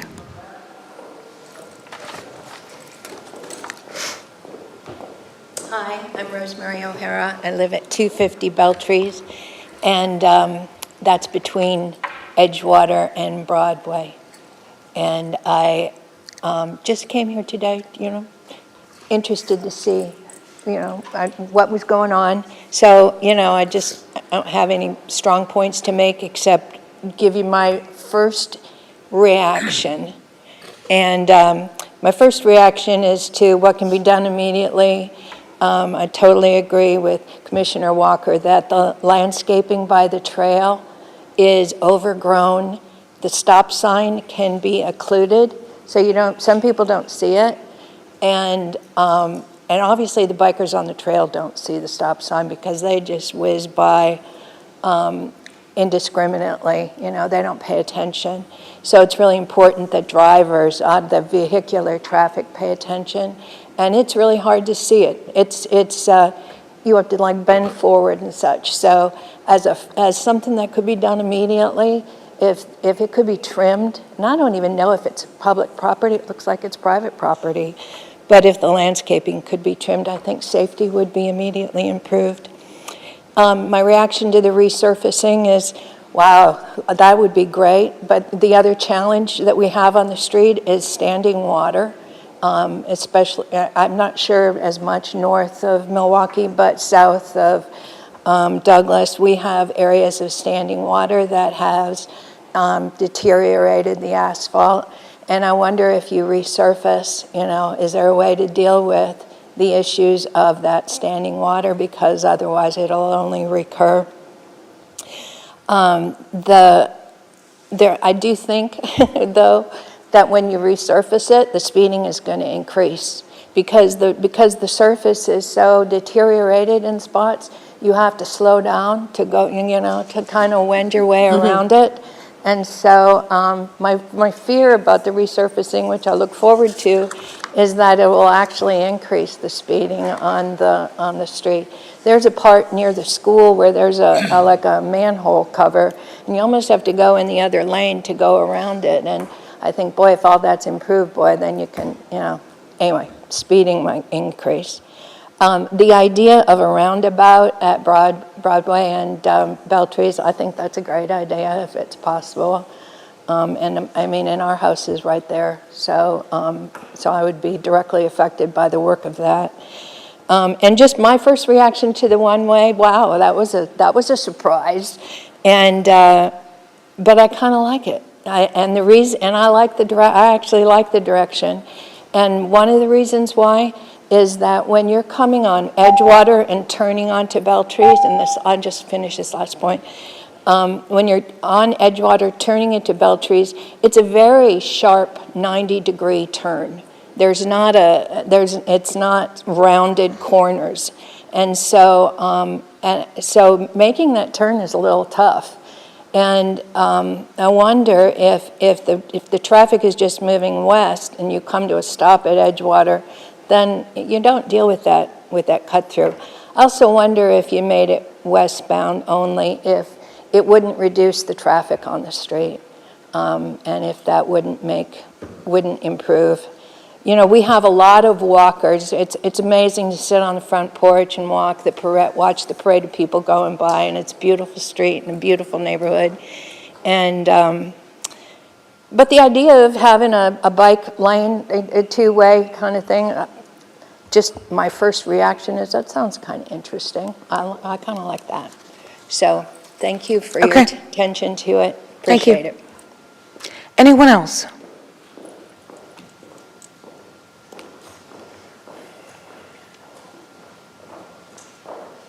Hi. Cece Lasky, 405 Edgewater Drive, corner of Beltrees. So I sort of live there. I just wanted to thank you, first of all. I was part of the process and it was amazing. And also say the idea of a protected crosswalk at Beltrees and Edgewater, I just wanted to reiterate that that's come up at other city things. One being Edgewater Drive Advisory Committee. That's a long-standing recommendation that residents in the neighborhood have come to us and asked for and asked why. If it's at Florida, if it's at Orangewood, why isn't it at Beltrees? So I just wanted to chime in and say that a lot of people think that would be a great idea. I would stare at it and I'm fine. I'm happy to stare at it. Better that than the almost missed car people things that we see a lot of. Thank you. Thank you. Anyone else? Okay, can you answer the question, are there speed feedback signs going in both directions? Yes, they would be in both directions. Okay. East and west. So, George, what are you looking for today? Just the feedback we gave you? I think the feedback you gave us, the general consensus that we're moving in the right direction, and we will start to flesh some of these concepts out, and then we will obviously be bringing this back to you in a more finalized version at a later date. And just remember too, just keep in mind that we are continuing to look for implementation grants too as it pertains to this. So we're not dipping into the general fund for this. We're actually looking to make these improvements, where we can through grant opportunities. Okay. Thank you. And thank you guys for all the hard work. We really appreciate it. Good job. Thank you, Chelsea, for being here. Okay, we have 5 minutes. I didn't see anything on commission discussion. City clerk's update? No, Mayor, thank you. Okay. City manager update? Nothing this morning, Mayor. Anybody have any comments or questions for the city manager? I do. Pinehurst and San Christopher potholes, maybe Jorge can. The potholes at Pinehurst and San Christopher. What's going on with that? Well, this is on the Sandcrest piece. There's a major pothole there. When is that happening? We will send you an email this afternoon, Mayor. with That's the plan. great, because there's a whole post about it on social media, and I responded. I knew we talked about it, I just didn't know the timing of it to be able to say that. Okay, city attorney update? No? All right, commission comments, Vice Mayor? Yeah, I have two. Of course, opening day is Saturday, the 24th, and, hey, play ball. I think it could be, not going to be too bad weather. I think it's hopefully no rain, but a little chillier than I like, but it'd be a great day, and baseball's back. And the other thing is I do have my glasses on because I was in Taste of Love last night. I did not get left on the film floor, and so that was kind of exciting. But it was a great movie last night. I don't know how many people, a lot of our neighbors were watching it. I had people texting, and but just great views of Dunedin. So I'm sure it'll be replayed many times, but that's definitely worth Wednesday watching. night. Wednesday night. Oh, is it Wednesday night already replaying? Yeah. Well, we're watching it on YouTube TV on Wednesday. Okay, gotcha. There you go. Okay. Commissioner Tonga? I have nothing. Thank you. Commissioner Gowan? Thank you, Mayor. Really don't have anything other than just to piggyback Vice Mayor on Taste of Love. Was really wonderful. A lot of feedback on texting and everybody. And so I did send an email to Sue earlier this morning on if we can somehow check the analytics on search engines to see what might be out there as far as the number of people that have searching Dunedin CC riders, if that capability even exists. And did you? And maybe just track that throughout the year, as well as reach out to Hallmark Channel just to get an idea of viewership and where that is. Uh-oh. Uh-oh.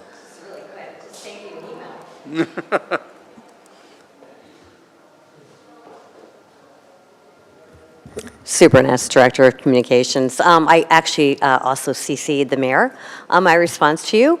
So I'm hoping that we don't have the access to search engines we do for our website, but I'm hoping that Visit St. Pete Clearwater and the Film Commission, because they do work with a lot of agencies that track data, and I'm sure they want to track the ROI on that. So we will reach out to them. And I did tag the mayor because she is on that board. But what we can do, and what I already did, is I set up a project in Zen City. And I sent you the snapshot just from the last week. So we can track what people are saying on not just our platforms, but also on platforms all over, right? So, and we track our website. We can track searches on our website, but hopefully we can maybe get some more data from our partner at the Film Commission and St. Pete Clearwater. Wonderful. Thank you so much. And my last comment was just my own personal opinion on what a wonderful meeting today was. And the entire thing was infrastructure, and it was just exciting, moving forward, making progress, doing what's right for the residents, and it was just a good day today. Oh, I'm walking away feeling good. good. Commissioner Walker? I will concur with Commissioner Gao's assessment of today's meeting. It was awesome. I just have a couple of quick things. First of all, Dunedin Youth Guild Fashion Show is on the 2nd of March. That is a Saturday, and I think we've pretty much got full commission participation in that. Vince and I will once again be escorts for the event, and very much looking forward to that. I want to thank the City of Dunedin for their sponsorship for the Dunedin Cares Gala on Sunday, March 3rd, and that was greatly appreciated. And then for calendar purposes, I think it is on all of our calendars that the Dunedin Cares Gala, 4 o'clock, I believe, Sunday, March 3rd. That's all I've got. Okay, thank you. My only announcement really is that if you go on the Visit St. Pete Clearwater website, you'll find that their Best of the Bay nominations are up, and so I ask all of you to vote for all our Dunedin locations, because there are any number of them. Voting ends February 29th, same day as State of the City. And that's all I have. Jennifer, anything? Nothing further, ma'am. Okay. Cool. We are adjourned.